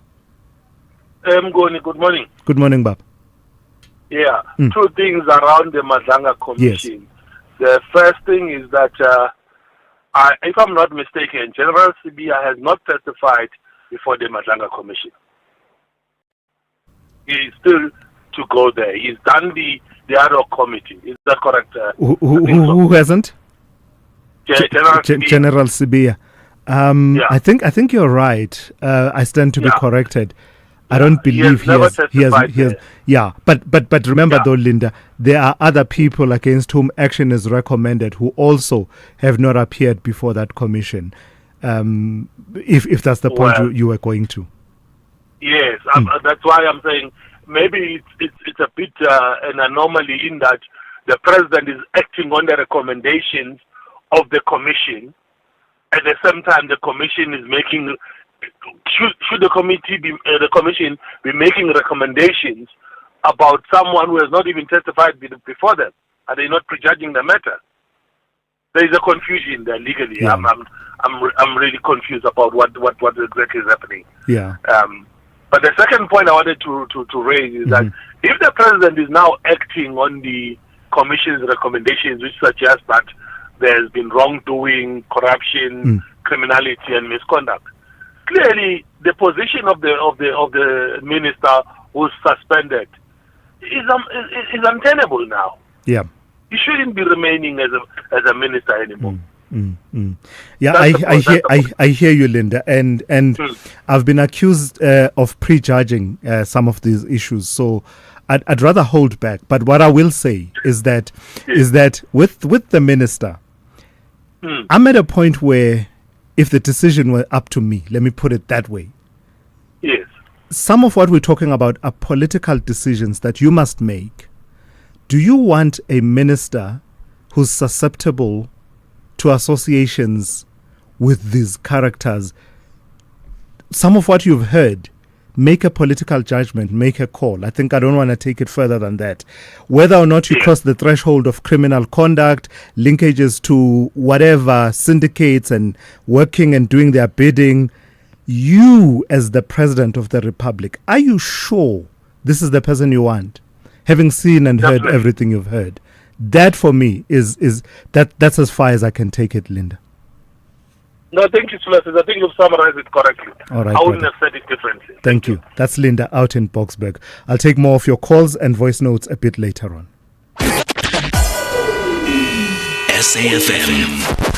Guiding you through the rush hour traffic. Good morning, Mpumalanga first up, the R40, just south of White River, down towards Rocky Drift on your way to Mbombela. A crash scene there, that's causing quite a heavy backlog. That is a very high volume route this time of morning. Across the border, provincial border, into Limpopo, the R40, Hoedspruit through to Palabora, just opened up recently. It was closed because of the flood damage earlier, and it forced a lot of traffic from Micah up to Gravelot through that really badly damaged section of the 526, but you don't have to do that anymore. You can go from Hoedspruit up through Micah onto the R40 and straight into Palabora. That way is the workaround. Gauteng this morning, not a bad run. It is Friday, so we do notice lesser volumes, lighter volumes, if you like. Won't really feel like that, though, if you're on the N1 through Dipcliff. Just a really busy route these days. Boyson's through Empire Road on the Micah is pretty heavy. N1, you will feel it, but it's looking good this morning. Pretoria down through Midrad. You'll feel the easiness of Friday traffic. Looks a lot better than the first 4 days of the week. Durban, a crash, and to routing northbound between KwaMashu and Mhlanga exits. Now, the N2 North quite heavily backed up after Inanda Road through Queen Nandi, through KwaMashu up to that scene. Southbound having a look from Gateway, so that's heavy. And major backlogs at Marion Hill Plaza. Really major backlogs this morning. I've just tweeted a pic at x.com at traffic, so you can have a look at that. There's payment processing issues at the plaza, and that's causing a big delay. Pietermaritzburg bound and Durban bound as well this morning. Cape Town R300's been a really busy run from Delft through to Kales River and Stickland off-ramp this week. It's still very heavy. Big queues up towards that Strand Road exit. And if you want to get into Belleville, the queues continue along Strand Road right through to Peter Barlow. N2's pretty busy as well today with a stationary vehicle just past Hospital Bend. That's causing a delay on the N2, the M5 and the M3 highways going in towards Hospital Bend territory. Rob Byrne, SAFM Traffic.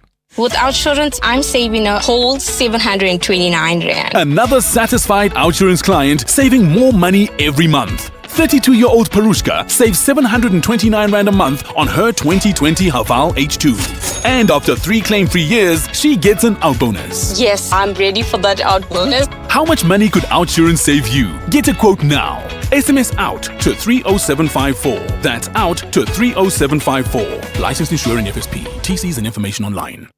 What's up? Why is there a horse in your driveway? You right, Savvy. Why drive a Mustang when you can ride one? What the missus say? Well, she had a bit of a long face, but now she's stable. If you need a backup plan, We Buy Cars can sort you out. Nah, Savvy, this thing is eco-chic.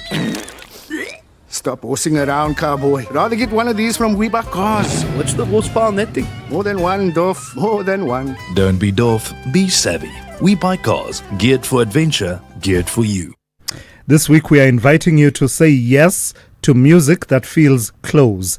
At Montreux Jazz Festival Franschhoek, the Jazz Village is where generations, genres and stories meet. With Madala Gunene and Sibusile Xaba and Gwanti Le, alongside some of South Africa's finest jazz musicians.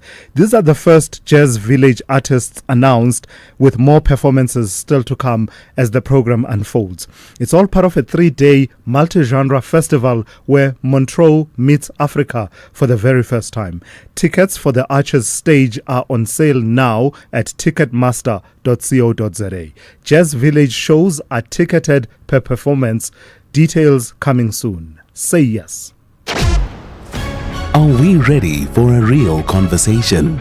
SAFM, leading the conversations that move us. 6 minutes to 8. Let's go back to that story we touched on yesterday, right? I told you that pretty soon when I do the weather, I will not be saying East London starting at 11, whatever, and going as high as 28. I'll be saying Gugompo City. And giving you the temperatures.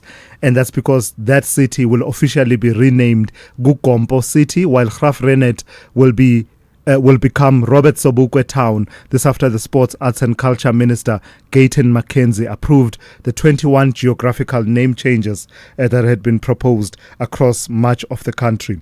The changes, which followed nationwide public consultations, are expected to be gazetted in the coming weeks. So yesterday we got a perspective about the socio-economics of it, the history of it, as well as the implications and priority considerations. Let's speak to the process of how we get to this point with Johnny Mohlala, chairperson of the South African Geographical Names Council. Good morning to you and thank you for your time. So just in terms of the timeline, locate us where we are now. The approval by the minister, what does it mean? Is this a done deal? Will these cities be adopting these names? There's no going back now. Morning and good morning to your listeners in their astuteness. Let me just indicate the following, that the process is never a done deal. And I'll tell you why. Yes. In terms of the Act, even after gazetting, those who object to the name change still have about 30 days to raise their objections. Mm-hmm. And even beyond all, Mr. Mohlala. Oh, the network. Okay. These things do happen. Let's see if we can get Mr. Mohlala. I don't know if we still have you. No, battling with that line. Let's see if we can redial and get him back. The line is doing what, that's what happens with WhatsApp calls. And it's a bit of a tricky one because we prefer WhatsApp because the line will be clearer. But you are susceptible to these kinds of disruptions that happen on a daily basis, even with your own calls. You'll be on a call and then it will disconnect and try to reconnect again, which is a great pity. Mr. Mohlala, I believe we have you back. So pick up, you were saying that it's never a done deal, even after gazetting. That's not going to help us at all. All right, let's leave it there for now. Let's see if we can get him back. Let's see what we can do and try and get him back on a better line. Thulasizwe Simelane on the Morning Brief. Weekdays, Monday to Friday, 6 to 9 a.m. All right, let me play one or two of your voice notes now that have been coming through on various issues that we have covered on the show this morning. A lot of you wanting to talk about the Madlanga Commission of Inquiry, as well as I see the name of President Cyril Ramaphosa coming up as well. But I want to listen to this one first, though, about the Rastafari and the conversation we had a bit earlier on as Mr. Mohlala is trying to call us back. Let's see what we can do. We'll try and call him back and have that conversation with him a bit later on. Tulis, good morning. Brad from Marisburg. Tulis, I found that Rastafarian guy. I think he's actually smoking too much of his product. What's stopping him opening a shop? He's complaining about whites and Indians in Durban. Why doesn't he open a shop? He just wants to sit and whine about it, rather. Doesn't make sense to me. Thanks for a great show. Brad, everything else you've said, Brad, I do not challenge. But therein, the one aspect I will take issue with, therein lies the problem. Maybe he's smoking too much of his product. Therein lies the problem. This is exactly the stereotyping that the community is talking about. This is exactly because it's a religion, it's a cultural movement. Everything else, him whining about it, not opening his own shop and everything, I will not challenge you at all on that. But I do challenge you to reflect on that earlier part of your comment. It goes to the heart of some of what the Rastafari community is talking about. Good morning, Thulas and your team. This is Sakile Ntsugwini from Kwamhlabyalingan. You know, Thulas, I can't wait for the final report of the Madlanga Commission so that heads can roll in the SAPS. Thank you. Hi, Thulas. Hoping you're well. This is Daniel. Thulas, we actually learned that the president will now form a special unit. For what? For what? The Madlanga interim report is on his table. The evidence on the table. Is it necessary? Do we really need the special unit? I don't think so. That's a waste of time and a waste of money. Thanks, Thulas. Sadly we do, hey? Sadly we do, because the word being used in the interim report is prima facie evidence on the face of it. On the face of it, given everything we've investigated, we've uncovered, we've been able to obtain by way of evidence, on the face of it, it looks like there's wrongdoing by these people. That's one standard. The standard that you need to meet to put someone behind bars is, actually beyond a reasonable doubt. There's no doubt. Well, there might be doubt, but if there is doubt, it's not reasonable. This person did what is alleged that they did. That's where police investigations then come in. It's a bit tedious, it's a bit repetitive, but sadly, it's one of those things that you really can't get around. You can't take a commission report, even the way they frame it, usually. They frame it along those lines that are, prima facie, our view is this. Especially this one, which is an interim report, not even final. So sadly, we have to put up with that. At least it's a police task team. So it's people with the power to arrest for purposes of prosecution. Hopefully they do. Dineo Motawung on standby with the latest news. Outsurance is in the business of saving you money on your car insurance premium. If they can't, ask for 500 Rand. SMS out to 30754. That's out to 30754.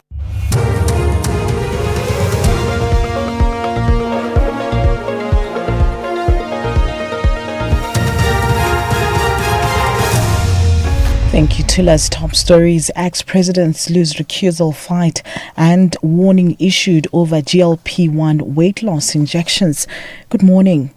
We start with news just in. The application of former Presidents Jacob Zuma and Thabo Mbeki for the recusal of the chairperson of the Khampepe inquiry has been dismissed. The former presidents had filed papers before the Commission of Inquiry into the Truth and Reconciliation Commission. President Cyril Ramaphosa established the inquiry in May last year to investigate the delays in prosecuting TRC cases. Northwest businessman Brown Mokhotsi says he remains under police investigation. His business premises in Suweding village near Mahigeng were raided by police in November last year. At the time of the raid, police indicated that it was part of its ongoing investigations following evidence before the Madlanga Commission of Inquiry and Parliament's ad hoc committee. Mokhotsi says devices including phones belonging to him and his employees were confiscated. There's no any update except to say indeed they have taken wrong cell phones and they have also approached irrelevant people who were not even part of the search and seizure warrant. And those phones and gadgets which were taken have not yet been brought back to us. I did meet with Brigadier Kunene in Johannesburg where we spoke about these things, and he said they will take time, but ultimately they will be given back to us. I believe we should allow that process to arrive at its conclusion.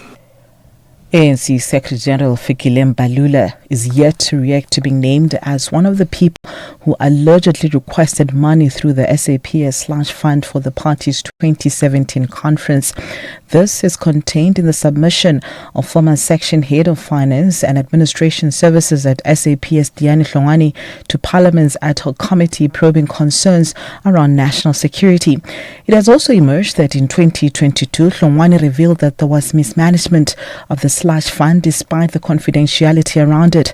Here's what happened between Hlongwane and committee member and Thulasizwe Party MP Sibonelo Nomvalo yesterday.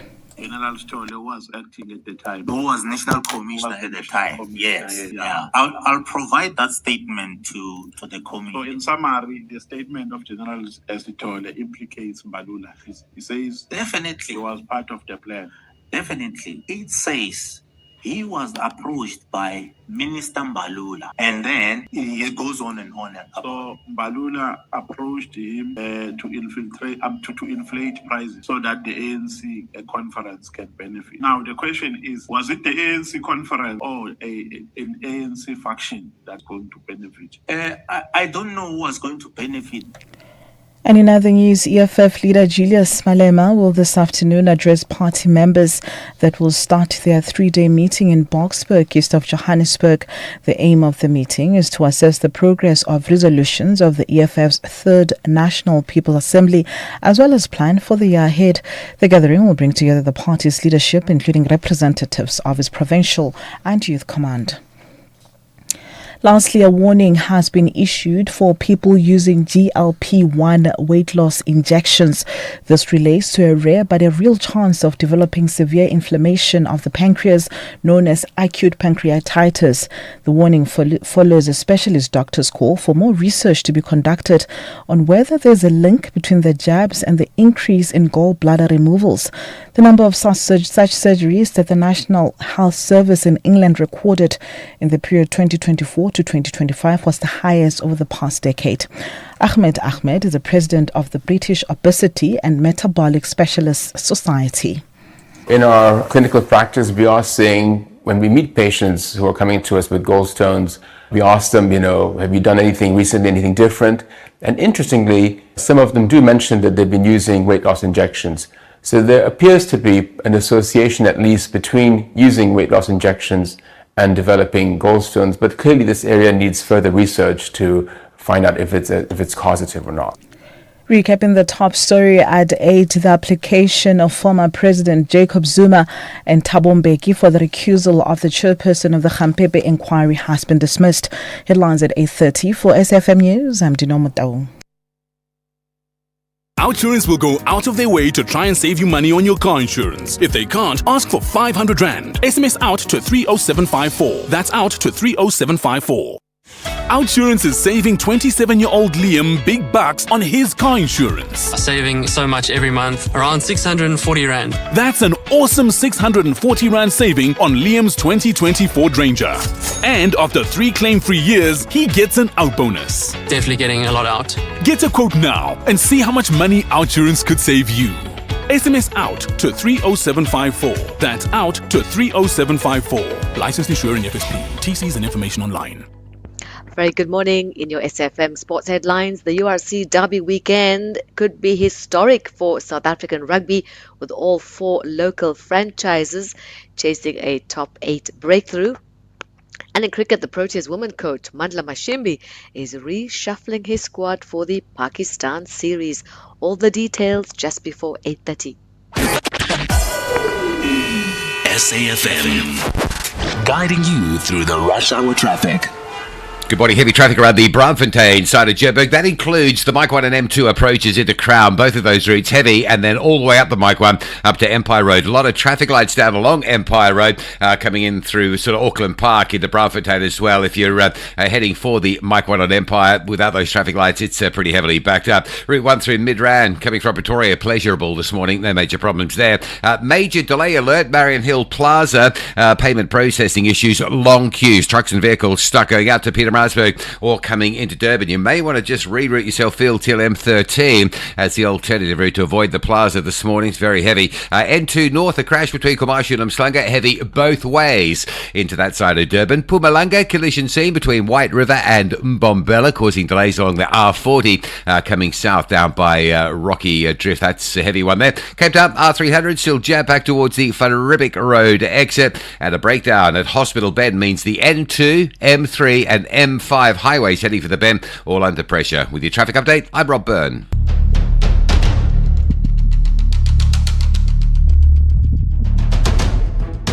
The Morning Brief with Thulasizwe Simelane. Weekdays, Monday to Friday, 6 to 9 a.m. The Morning Brief with Thulasizwe Simelane. Weekdays, Monday to Friday, 6 to 9 a.m. It has gone 8 minutes after 8. Good morning. Welcome to the third hour of the Morning Brief on this Friday. It is great to be in your company this morning. I'm told that in the next few minutes or so, within this half hour at least, we'll get an opportunity to hear from some of the people involved in the Izwi Labantu March.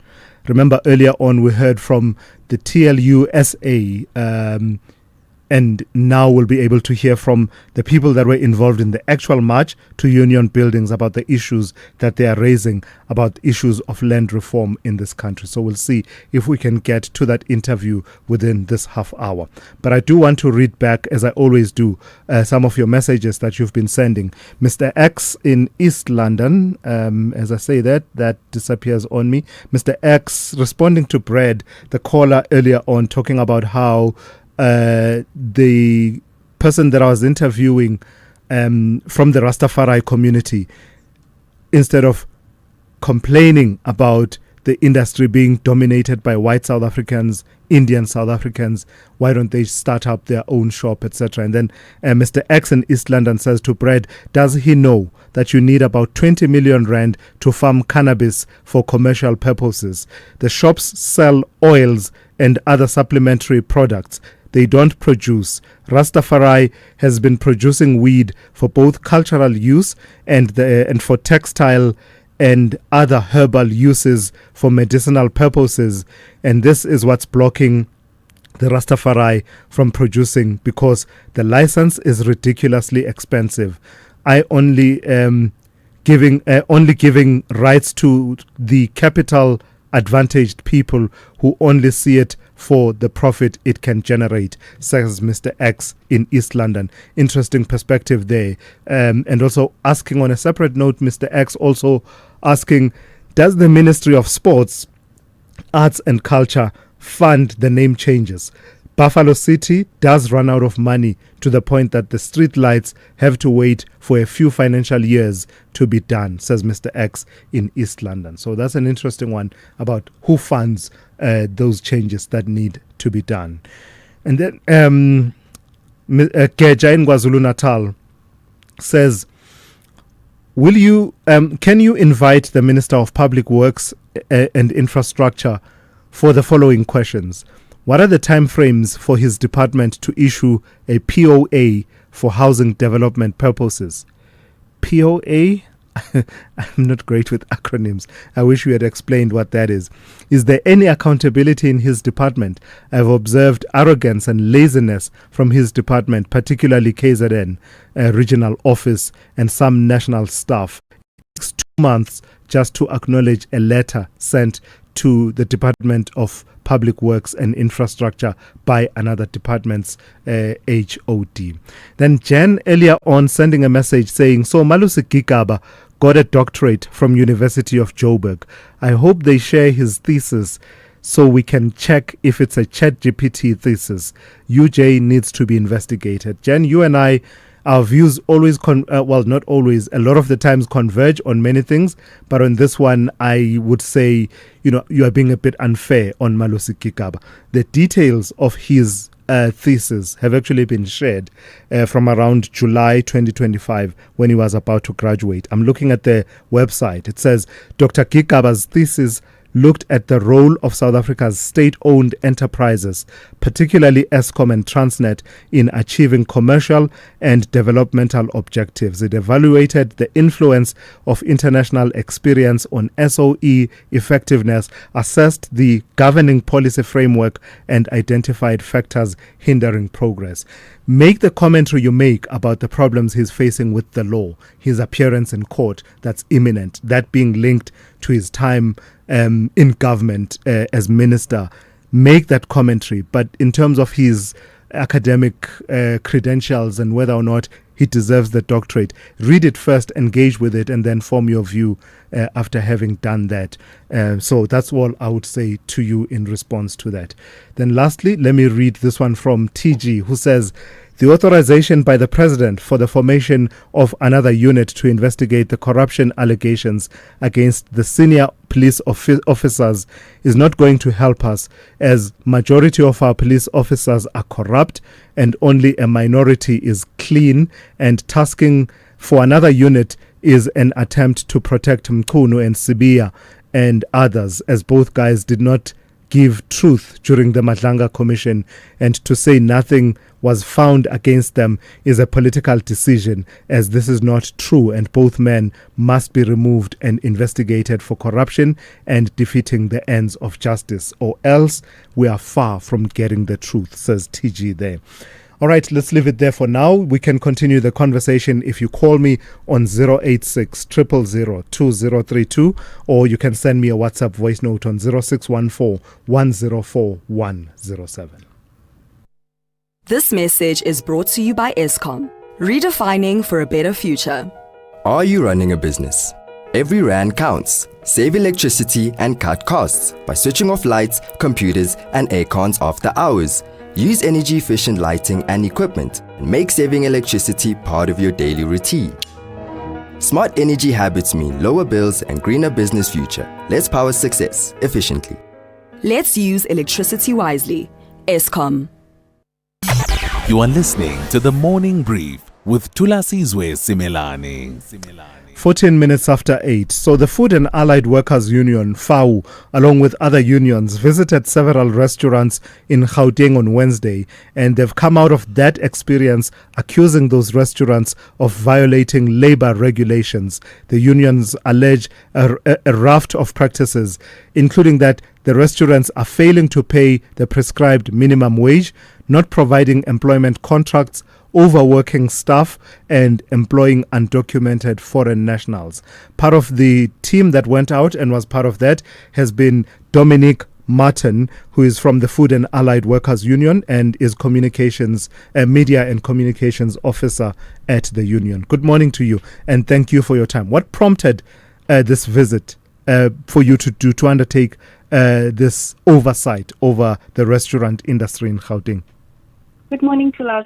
Yes, FAU, along with other unions, we just felt it was time to take some action because we were, quite frankly, becoming tired of the persistent exploitation suffered by, vulnerable hospitality workers, especially those in the restaurants in these affluent areas. We still find that workers are not being paid according to the minimum wage. And I mean, it's very difficult and precarious work in the restaurant agency. Some bosses don't even pay a salary. Workers are supposed to come by with tips only. They work long, unpredictable hours at times. We just felt like we needed to take drastic action to make employers aware that it is not business as usual when workers continue to suffer like this. Out of that experience, among some of the concerns you raise is, at least at one restaurant, someone talked about a culture of intimidation, and then there's entitlements, Dominic, such as, we're all human. Sometimes you don't feel so well to go to work, and therefore you will take a day off and attend and go to a doctor. In some restaurants, you found that is not that simple? Yeah, that is true, Thulas. Workers are often being victimized for taking, sick leave days. And we find that this, it's unacceptable. Sometimes we all fall ill at times, and it's very unreasonable for employers to not pay workers for that day. And this is why bargaining councils play such an important role, because they sometimes they provide, sick pay so that these workers can actually take the day off and go to the doctors without being punished for it. I mean, we see these oversight visits happening from time to time by different players. I remember specifically towards the end of 2024, there was a move by the Department of Employment and Labour specifically to try and undertake those oversight visits and enforce, the labour laws, etc. Mm-hmm. Does it appear to you that something is shifting at all, or is it a matter of the restaurant that is targeted will comply for 2 months before going back to its ways on the third month after the raid? Yes.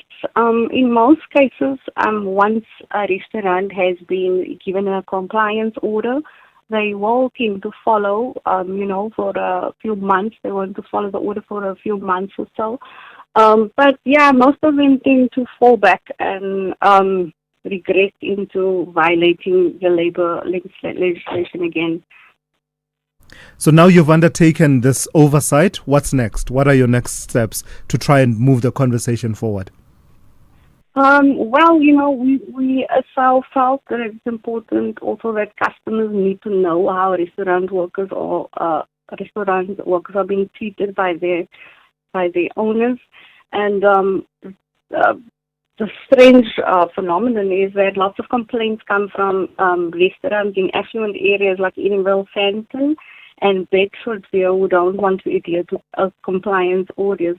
So when the other problem is also when these unions take the employers on, employers choose to rather defy compliance orders and then rather would prefer to head to labor court, dragging the whole process out. So what we are saying now is just like this legislation protest was just a warning to these employers who refuse to follow the law. We will be digging our heels deep into this issue. We are looking at planning a formal march over the next couple of weeks. And if these bosses then still continue to ill-treat restaurant workers, we will be camping outside their restaurants to get their attention. All right, Dominic, thank you for your time this morning. That's Dominic Martin, Food and Allied Workers Union Media and Communications Officer. At Dis-Chem, get ready to start the year strong with better health and better rewards. Enjoy 20% off the lifestyle food range, plus an extra 10% off when you swipe your Better Rewards card. And get 2+1 cheapest free on any Future Life foods. Look out for the Better Rewards icon to get an extra 10% off on Better Rewards brands. Offers valid from Tuesday 13 January to Sunday 15 February. Only at Dis-Chem. Better health starts here. Regional giants have a tense and dramatic meeting.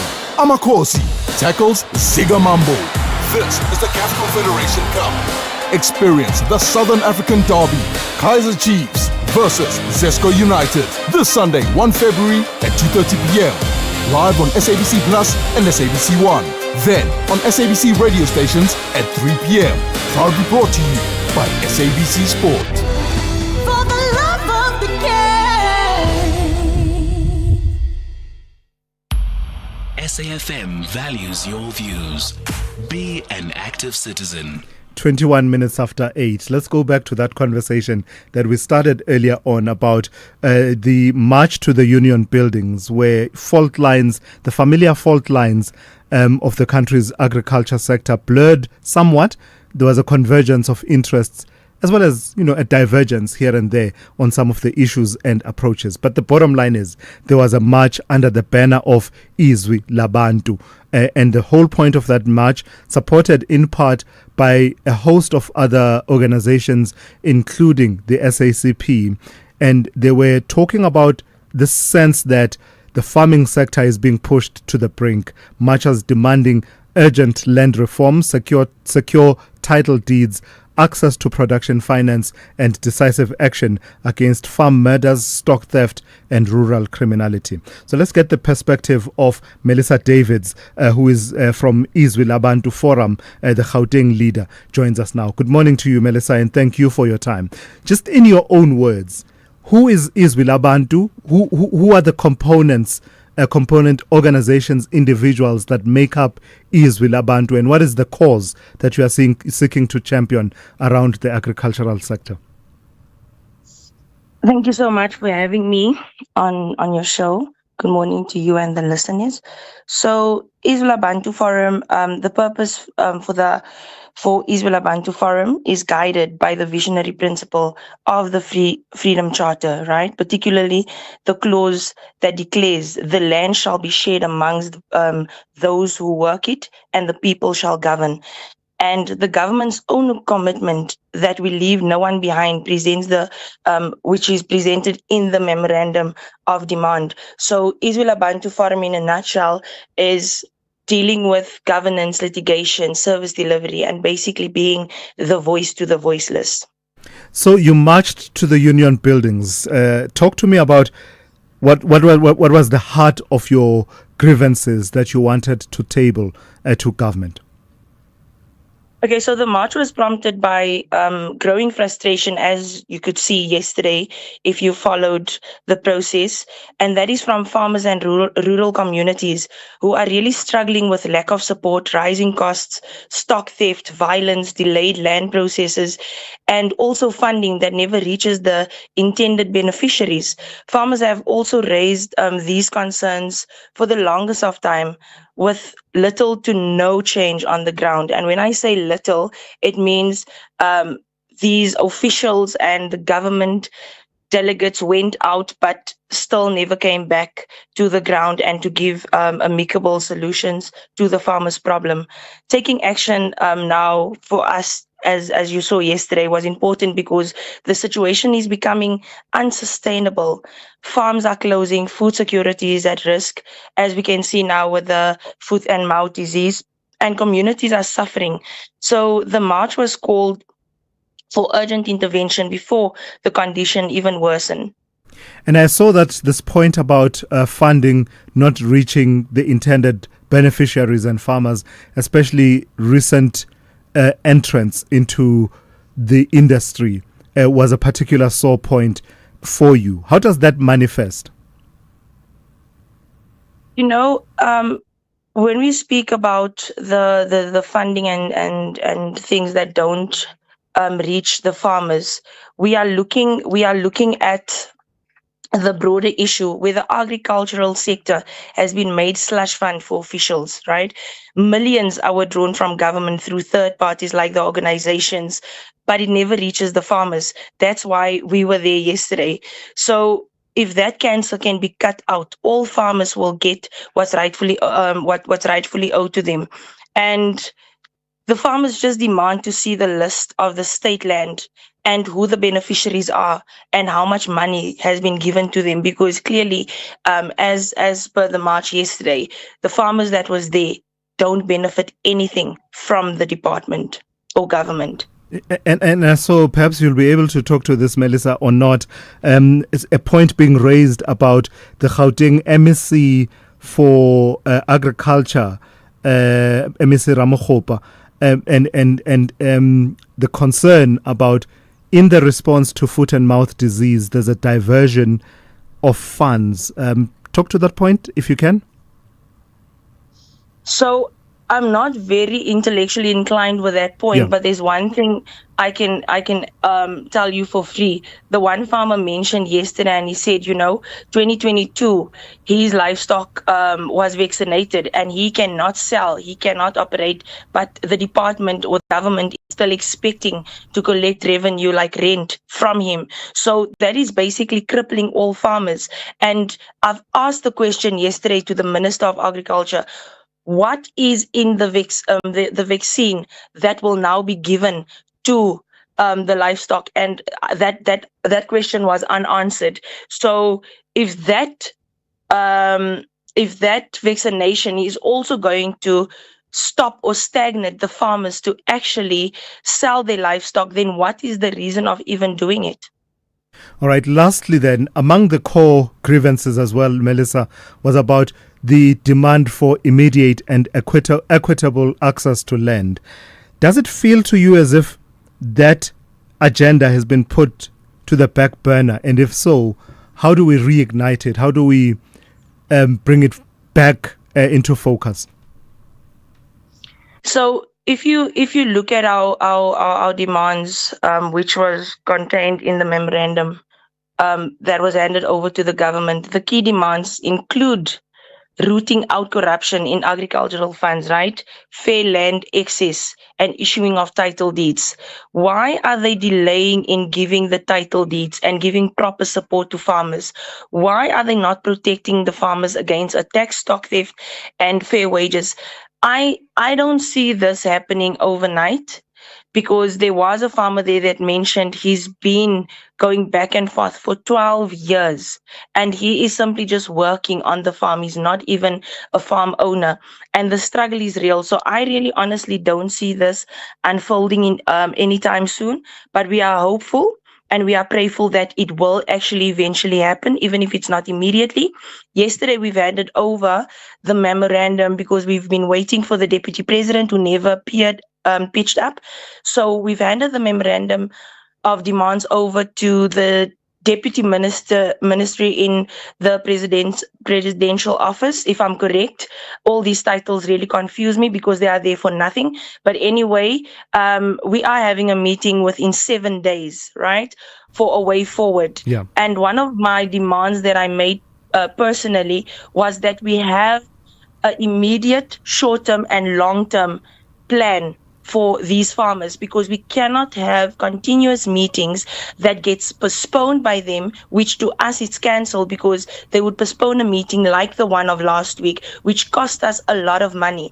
I had to fly from the Western Cape, come here for a meeting to be cancelled 1 hour before the time. Our national chairperson had to fly out of another country, cut a holiday short to actually make it for the meeting. And so did our other officials or staff from the Izula Bantu Forum make means to come to the meeting, which we prioritized for the people. And they literally just cancelled it with no explanation, no reason being. So we are saying we are not going to tolerate that kind of behavior. We want a meeting, but not only a meeting, we want decisive meetings that will benefit the farmers. All right, let's leave it there for this morning. Thank you for your time and coming through and just clarifying and stating your position as Izwila Bantu Forum. That's Melissa Davids from the Izwila Bantu Forum, where she is Gauteng leader. Brings us to 8:30. Dineo Motaung on standby with the latest news headlines. Thank you very much, Thulas. A very good morning. Let's take a look at the headlines at 8:30. Retired Justice Sisi Khampepe will continue to chair the inquiry into the Truth and Reconciliation Commission. She has dismissed the application of former Presidents Jacob Zuma and Thabo Mbeki for a recusal from the inquiry. In other news, Northwest businessman Brown Mogoti says investigation into an incident in which his car was shot at in Vosloorus, east of Johannesburg in November last year is at an advanced stage. And a new witness will testify before the Madlanga Commission of Inquiry in Pretoria this morning. A full update follows at the top of the hour. SAFM, guiding you through the rush hour traffic. Very busy down in Durban this morning. A couple of really big issues. One is the payment processing issue at Marienhill Plaza. Big queues of traffic there this morning, both at Pietermaritzburg bound, but particularly Durban bound. It's been a really jam-packed run through. You might still want to go M13 Fields Hill between Kloof and Hillcrest Pinetown as your alternative route, just to avoid Marienhill Plaza. Bit of traffic on the way to Durban after that at Pavilion Mall, and a bit of traffic on Umgene Road going inbound through Springfield. No lights at Alpine Road, a busy junction that one. And the other big one is a crash on the N2. It's happened between Komashu and Gateway going north. Northbound is heavy, but southbound coming through from Gateway towards Komashu also backed up. And your alternative routes like the M4 Ruth First and Mhlanga Rocks Drive, obviously both very busy with diverting traffic pressures away from that N2, particularly northbound. Joburg still busy on the Mike 1 from Boysons through towards around about sort of Smith Street near out of it. There's a bit of a backlog on the N3 now with a stationary vehicle. In fact, there's two of them around Helton Ace Interchange. So Germiston through Bedford Bedford you slow. R21's got roadworks with a heavy backlog this morning going away from the airport towards Pretoria, just getting up to the Tembisa area. And Cape Town, highways a little bit easier, particularly the N1. The N2 not so much. It's still queuing under pressure from Langa through to Hospital Bends. With your traffic update, I'm Rob Byrne. This is SAFM Sport with Zai Khan. So, Zai, it's a derby weekend as far as the URC is concerned. That should be exciting. Oh, Thulas, 4 teams, 2 derbies, 1 table, and no room for, I think, excuses, because I think this is the kind of weekend where coaches age like 5 years by the time it's finished. So plenty to look forward to. It's a defining derby weekend in the United Rugby Championship. Lions, Bulls, Sharks, Stormers all facing pivotal tests. The wins for the Bulls in Johannesburg and the Sharks in Durban could see all 4 South African sides sitting inside the URC top 8 for the first time at this stage of the season. With the form improving and a break looming, the stakes couldn't be higher for local rugby. In the meantime, Orlando Pirates midfielder Makashleni Makaula believes a lighter schedule this season could work in their favour, and that's in their premiership title race. With no CAF Champions League commitments, the Buccaneers sit 3rd on the log, just 4 points off the lead, and are looking to build momentum when they face Magesi FC this weekend. I think the coach, what he said to us, he said no. Even if we could have played maybe another 90 minutes, it was not going to happen. It was not our day. Even if because we had the pole position, but we couldn't hit them. And I think they really did their homework to close our players, and it was difficult to pass them, and they were playing on the low block, and I think they really did their homework really well. Now, more sport. Minister of Sports, Arts and Culture, Gator McKenzie, has confirmed South Africa's intention to bid for the 2028 Africa Cup of Nations, with CAF moving the tournament to a 4-year cycle from 2028. McKenzie says the time is right for the country to return as the host, potentially through a joint bid with neighbouring nations. Yeah, the deadline is Sunday. Tomorrow we will be putting in our official the intention to host it, and we want to host it with Namibia, want to host it with Botswana. Lesotho has now sent me a letter, they also want to be part of it. Mozambique. So the more the merrier, we can share the games. But for me, Southern Africa, Kinako, it's no tape, it's our time.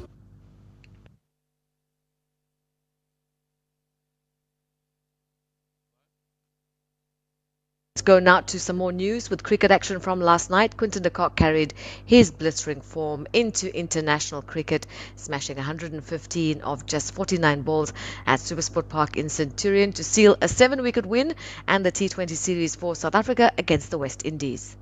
Yeah, I think just we've done it quite a couple of times on this wicket, or this ground. So I think obviously that's obviously the confidence that you have. Knowing that most totals on a good wicket do get chased down. It's just a matter of applying yourself and just going through the process.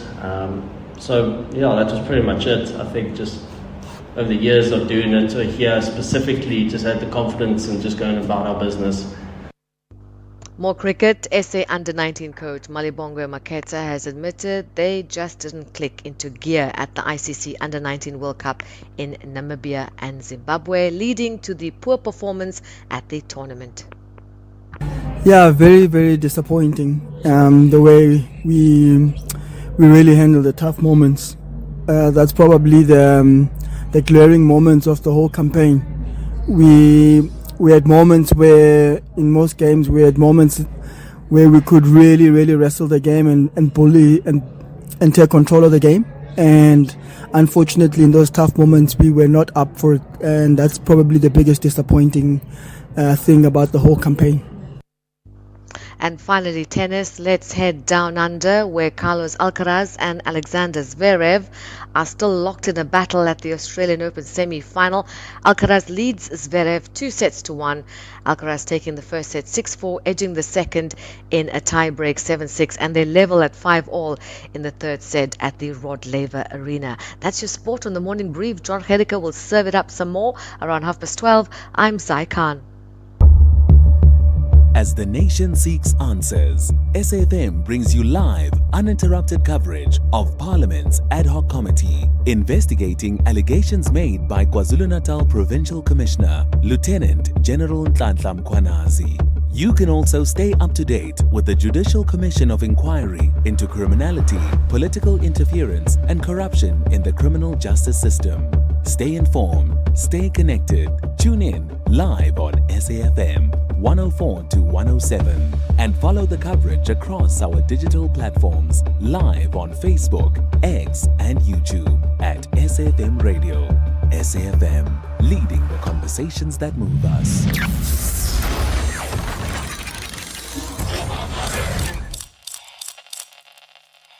The Business Update on SAFM.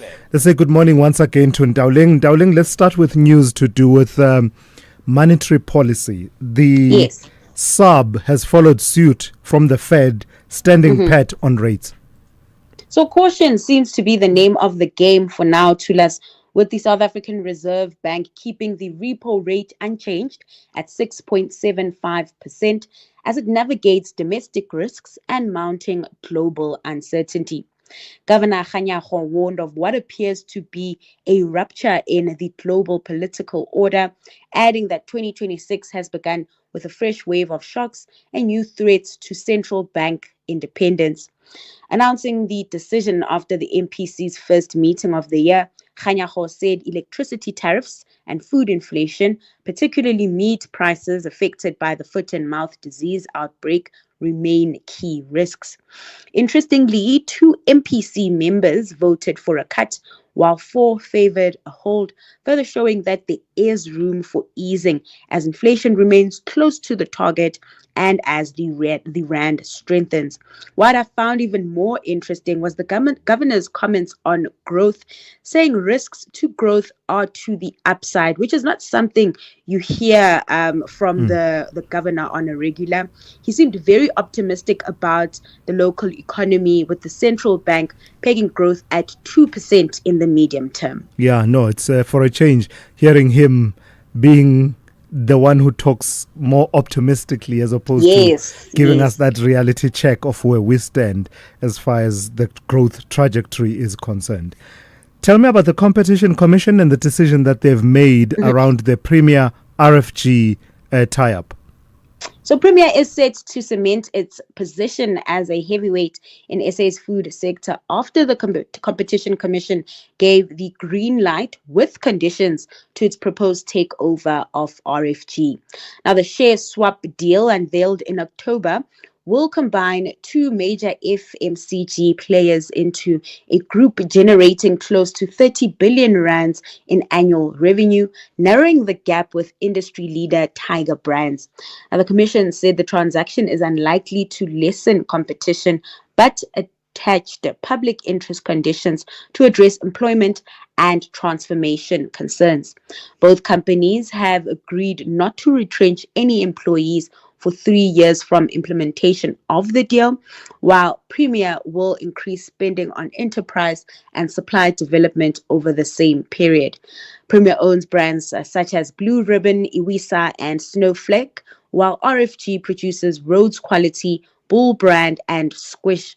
The transaction values RFG at nearly 5.8 billion rands, involves no cash outlay, and will result in its delisting from the JSE once approved by the Competition Tribunal. Lastly, Ndauling, what kind of a trading day can we expect on this Friday? Markets likely to start mixed as the precious metals rally hits a snag. Traders will also be sifting through company news. There's an update from PGM miner Impala Platinum and Debonair's owner Famous Brand. So a bit of a busy Friday for local markets. Then over in currencies, the rand remains stable, taking a slight dip against the dollar as the greenback recovers.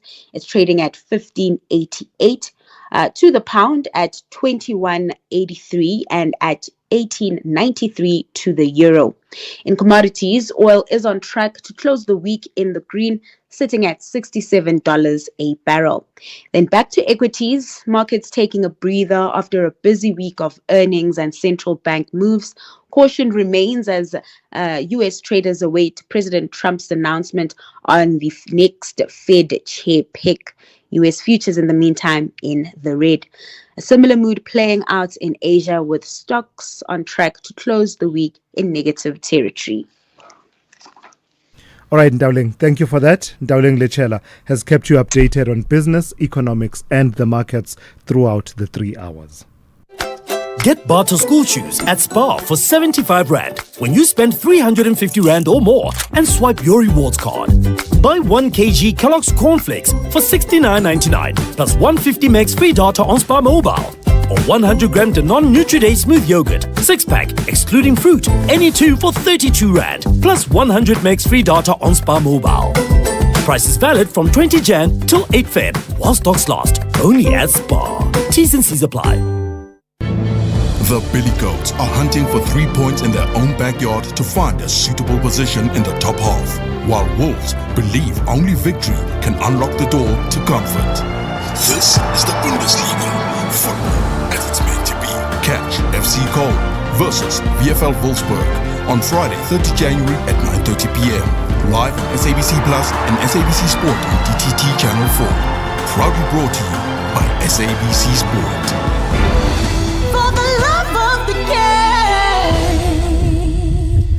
For over 60 years, African artists have performed at Montreux.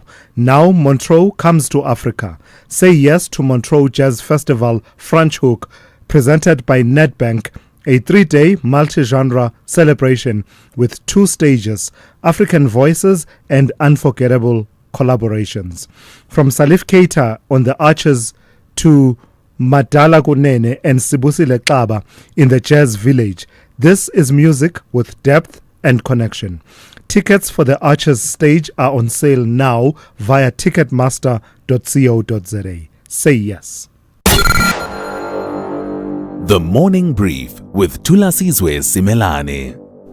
16 minutes to 9. Parliament has vowed urgent intervention after a protest by film and television workers exposed what industry leaders describe as a near collapse of South Africa's screen sector.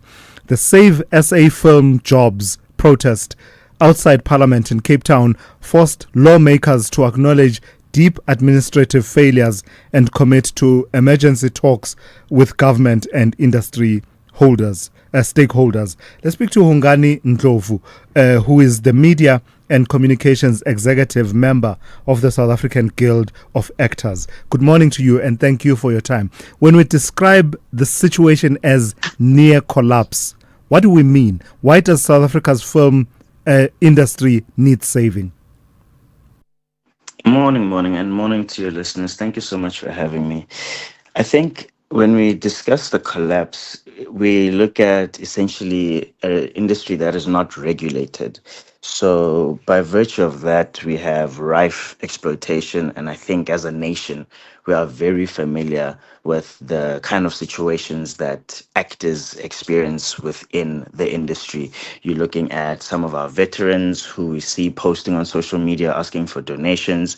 We hear about productions not paying cast, not paying crew. So there's a lot of red tape where the industry is concerned, and we've been lobbying government for such a long time. SAGA has been around for 15 years, and last year we went to the union buildings and we delivered a memorandum to the Department of Employment and Labor seeking regulation in order to be able to make sure that our industry can thrive. Because right now what we're looking at is the DTIC which has completely messed up the system where producers are able to produce and make films and make television shows through the rebate system. And if producers are not able to make work, it affects the actors, it affects makeup artists, it affects the crew members from camera guys, and the list goes on and on and on. And it's a complete chain system that then essentially collapses, because this brings in foreign investment, it affects tourism, it affects hospitality, transport, so many different other industries. And now we're looking at billions of rands, over I think about 3 billion, if I'm correct, in the past 2 years that has been lost. So it's a complete collapse, because there's no regulation, and we're not able to hold those who need to be held accountable to come up and say this is what has been going on. And that's why we've had the protest in Cape Town on the 28th, and yesterday we were in Pretoria. So the lack of regulation and the attendant implications have been an ongoing conversation for quite some time, within the industry itself. But there's another aspect that I'd like you to talk to that has to do with efforts that are meant to actually, in a way, stimulate the industry. Talk to me what's gone wrong with the film and television production incentive. My understanding is that even that has derailed somewhat. Yeah, so what's essentially happened is that the DTIC has stopped providing producers with the incentive. And the incentive is where producers would make their profits from producing any kind of show, whether film or television show. So now if they're not able to make a profit, it then obviously means that they won't then be able to produce the work. Otherwise, in order to produce the very same work, they'll now need to undercut all of the service providers that are working with them, from right at the top to right at the bottom. So whether it's from cast, your lead actors, to all the way at the bottom to your cleaners and your runners. Now, if people are being undercut, majority of the time they're probably going to say no to the offer, because last year you offered me, for example, 10,000 Rand for this job. But this year, because the rebate system is no longer in place, now you're offering me 5,000 Rand. It doesn't make sense. In any kind of industry, as the years go on, we don't look at rates decreasing. If anything, we look at them increasing, even if it's by a fraction. So what it's causing lack of work. And then international productions, they themselves also stop coming to this country because the rebate system also works for them. So now we're looking at foreign investment completely reducing drastically. So it's honestly it's not a good thing at all, and I don't see how they thought it would play out in any beneficial way. But as high as 663 million Rand owed to the industry, and no adjudication meetings held since March 2024. That speaks to crisis, doesn't it? I think it speaks to corruption.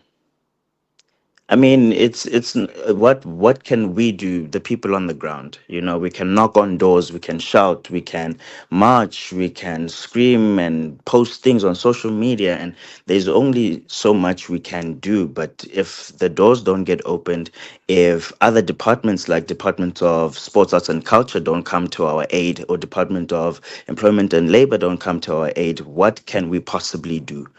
We can only shout. And until we are heard, we will continue to shout. Hence, we will have marches that happened last year. Last year, we went to the DTIC in February. We then went to the union buildings in August. And again, beginning of this year, we went to the DTIC again. So we can only do so much, but it's a clear indication of how rife corruption is in our country. Lastly, you engaged because who's there taking accountability of this sum of money? So lastly, you engaged with the portfolio committee, especially the chairperson Mzwandile Masina, with the view of getting some traction on this issue. How optimistic are you that you will see that traction? What are the next steps that are agreed to try and unlock this gridlock? So what has happened was they eventually met with us, the DDGs, and the meeting was held, and they've guaranteed us a response within 10 working days.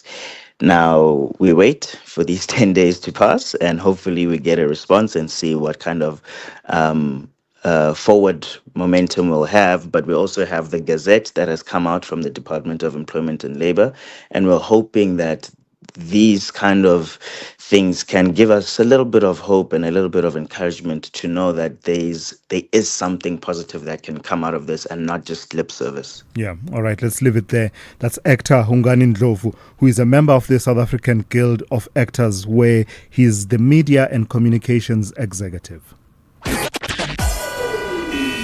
SAFM, guiding you through the rush hour traffic. Well, it's all happening down in Durban.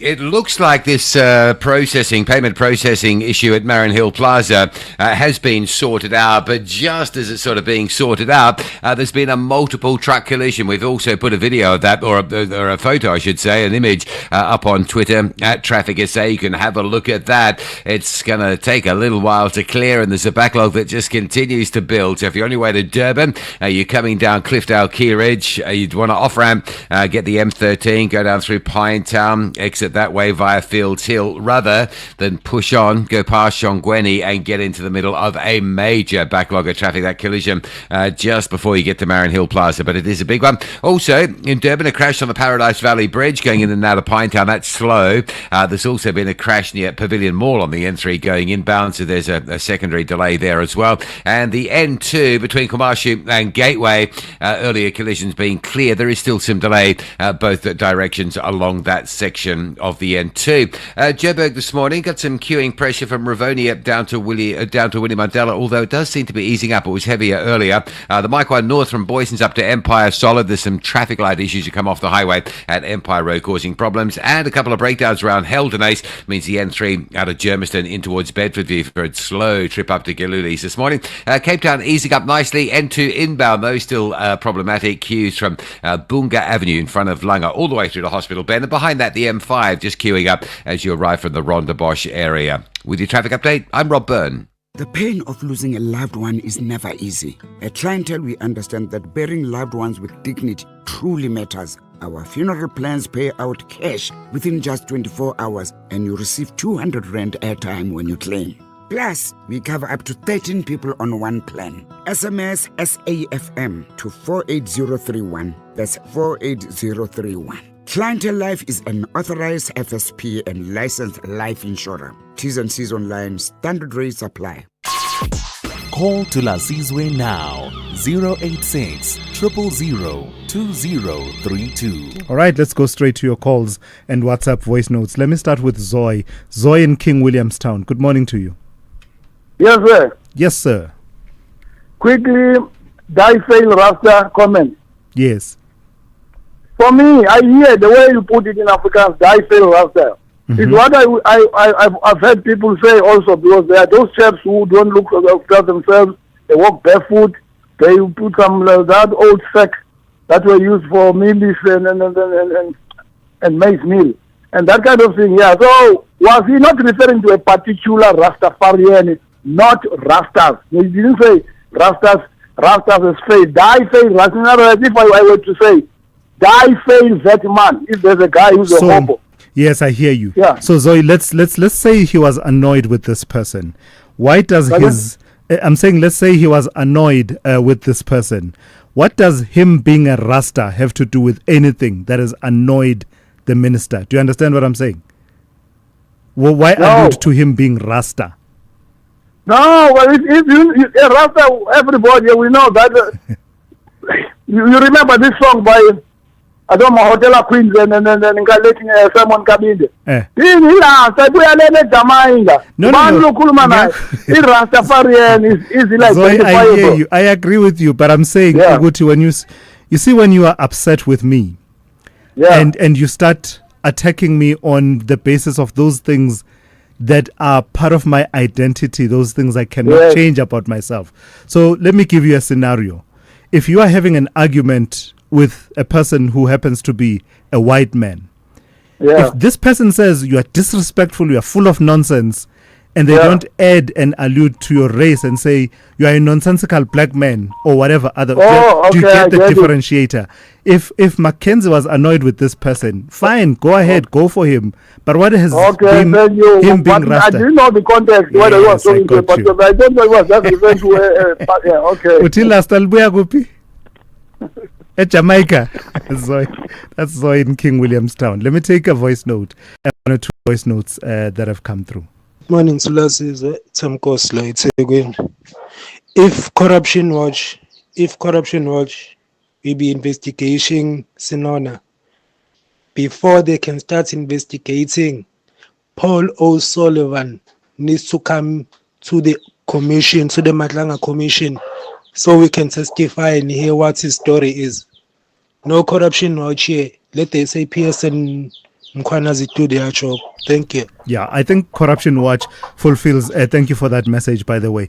I think they fulfill a different purpose. It's agitation of civil society.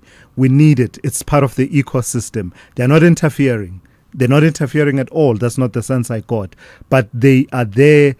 Think of it this way. There are many things that would not have been followed through were it not for the pressure of ordinary people like you and I insisting in conversations like these, civil society agitating and marching and reminding government, that this issue still needs to be attended to. So I think there's room for all. There's room for Madlanga Commission to do their work, the police to investigate and prosecutors to prosecute, and civil society to continue to agitate such that people are held accountable. Let me take this voice note on Major General Leseja Sinona.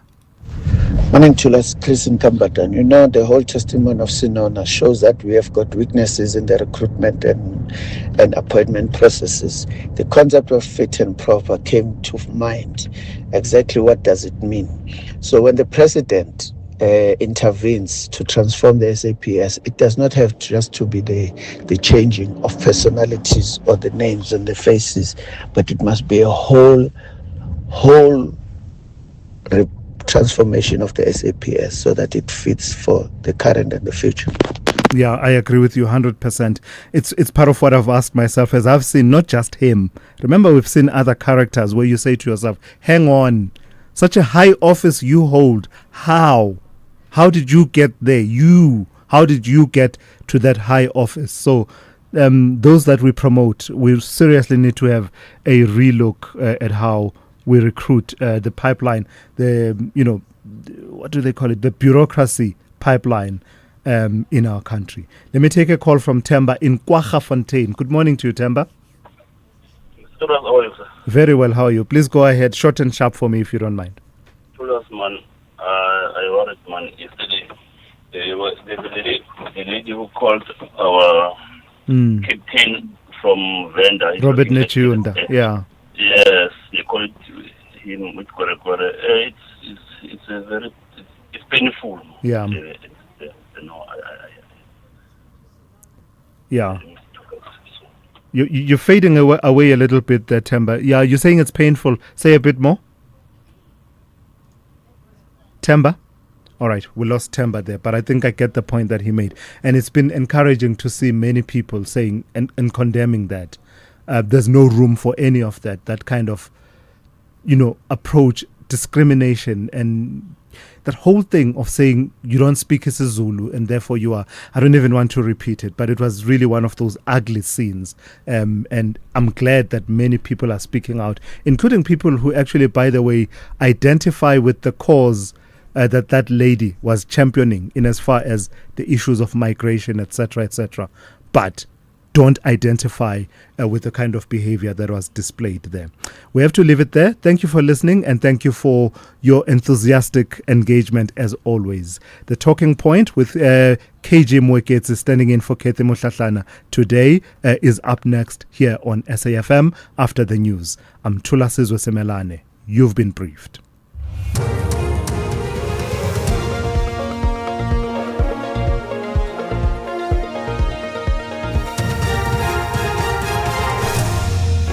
Top stories: ex-presidents lose recusal fight and Trump declares Cuba a security threat. A very good morning with the news. I'm Dino Motaung. Retired Justice Sisi Khampepe will continue to chair the inquiry into the Truth and Reconciliation Commission. She has dismissed the application of former presidents Jacob Zuma and Thabo Mbeki for a recusal from the inquiry. The former heads of state had alleged that Justice Khampepe's extensive background posed a potential conflict of interest. She previously served on the TRC's Amnesty Committee and is a former Deputy National Director of Public Prosecutions. Zuma and Mbeki also claimed that she had provided undisclosed legal counsel to the TRC's chief evidence leader, Advocate Semenya, which they said could compromise the integrity of the proceedings.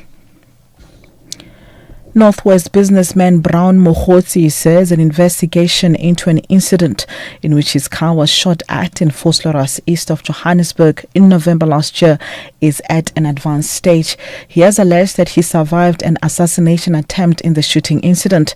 Mogotsi says he's satisfied with the progress of the investigation. Yes, the investigation is on. Even now have been conducted. They have found some DNA samples, the forensic people. The investigation is very positive and I'm happy with it.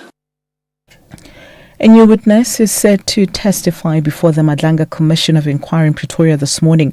Earlier this week, the commission heard... This is SAFM, leading the conversations that move us. This is SAFM. Just tell me about how this concert series fits in with what you are trying to do with these young people.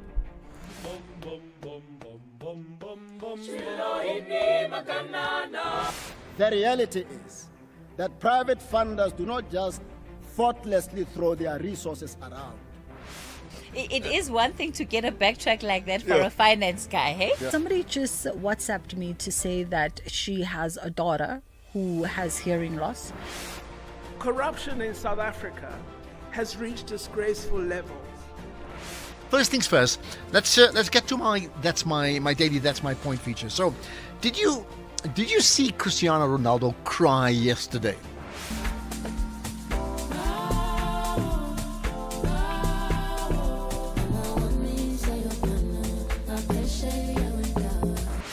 This is SAFM.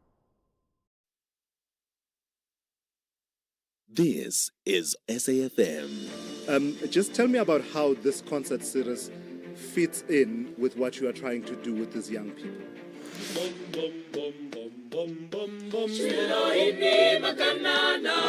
The reality is that private funders do not just thoughtlessly throw their resources around.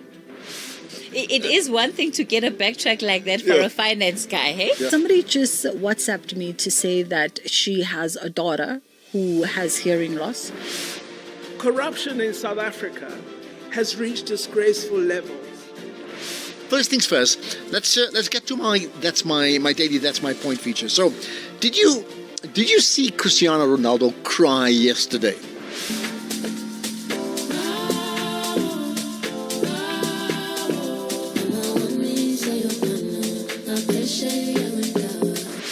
This is SAFM.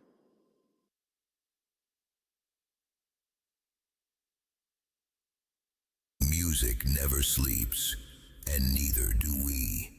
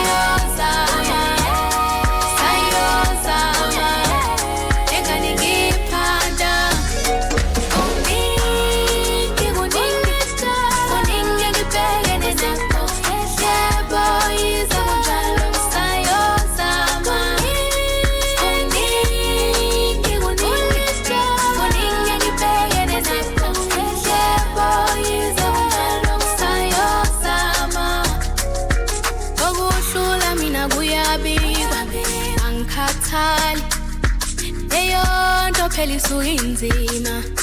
Hard work I am. Ngivuke ekuseni ngenza uhlelo, kumele ngabenza njalo. I hold myself impumelelo. Sesiseduze nayo. Shilo ini makanana. Shilo ini makanana. Shilo ini makanana. She got the shamatana man. Shilo ini makanana. Shilo ini makanana. Shilo ini makanana. She got the shamatana man. Yes, makanana. Yes, yes, makanana. Yes, yes, makanana. Yes, yes, makanana. She got the shamatana man. Shilo ini. Shilo ini makanana. Shilo ini makanana. Shilo ini makanana. She got the shamatana. Yes, makanana. Yes, makanana. Yes, makanana. Yes, makanana. She got the shamatana. Yes, makanana. Yes, makanana. Yes, makanana. Yes, makanana. This is SAFM, leading the conversations that move us. This is SAFM. Just tell me about how this concert series fits in with what you are trying to do with these young people.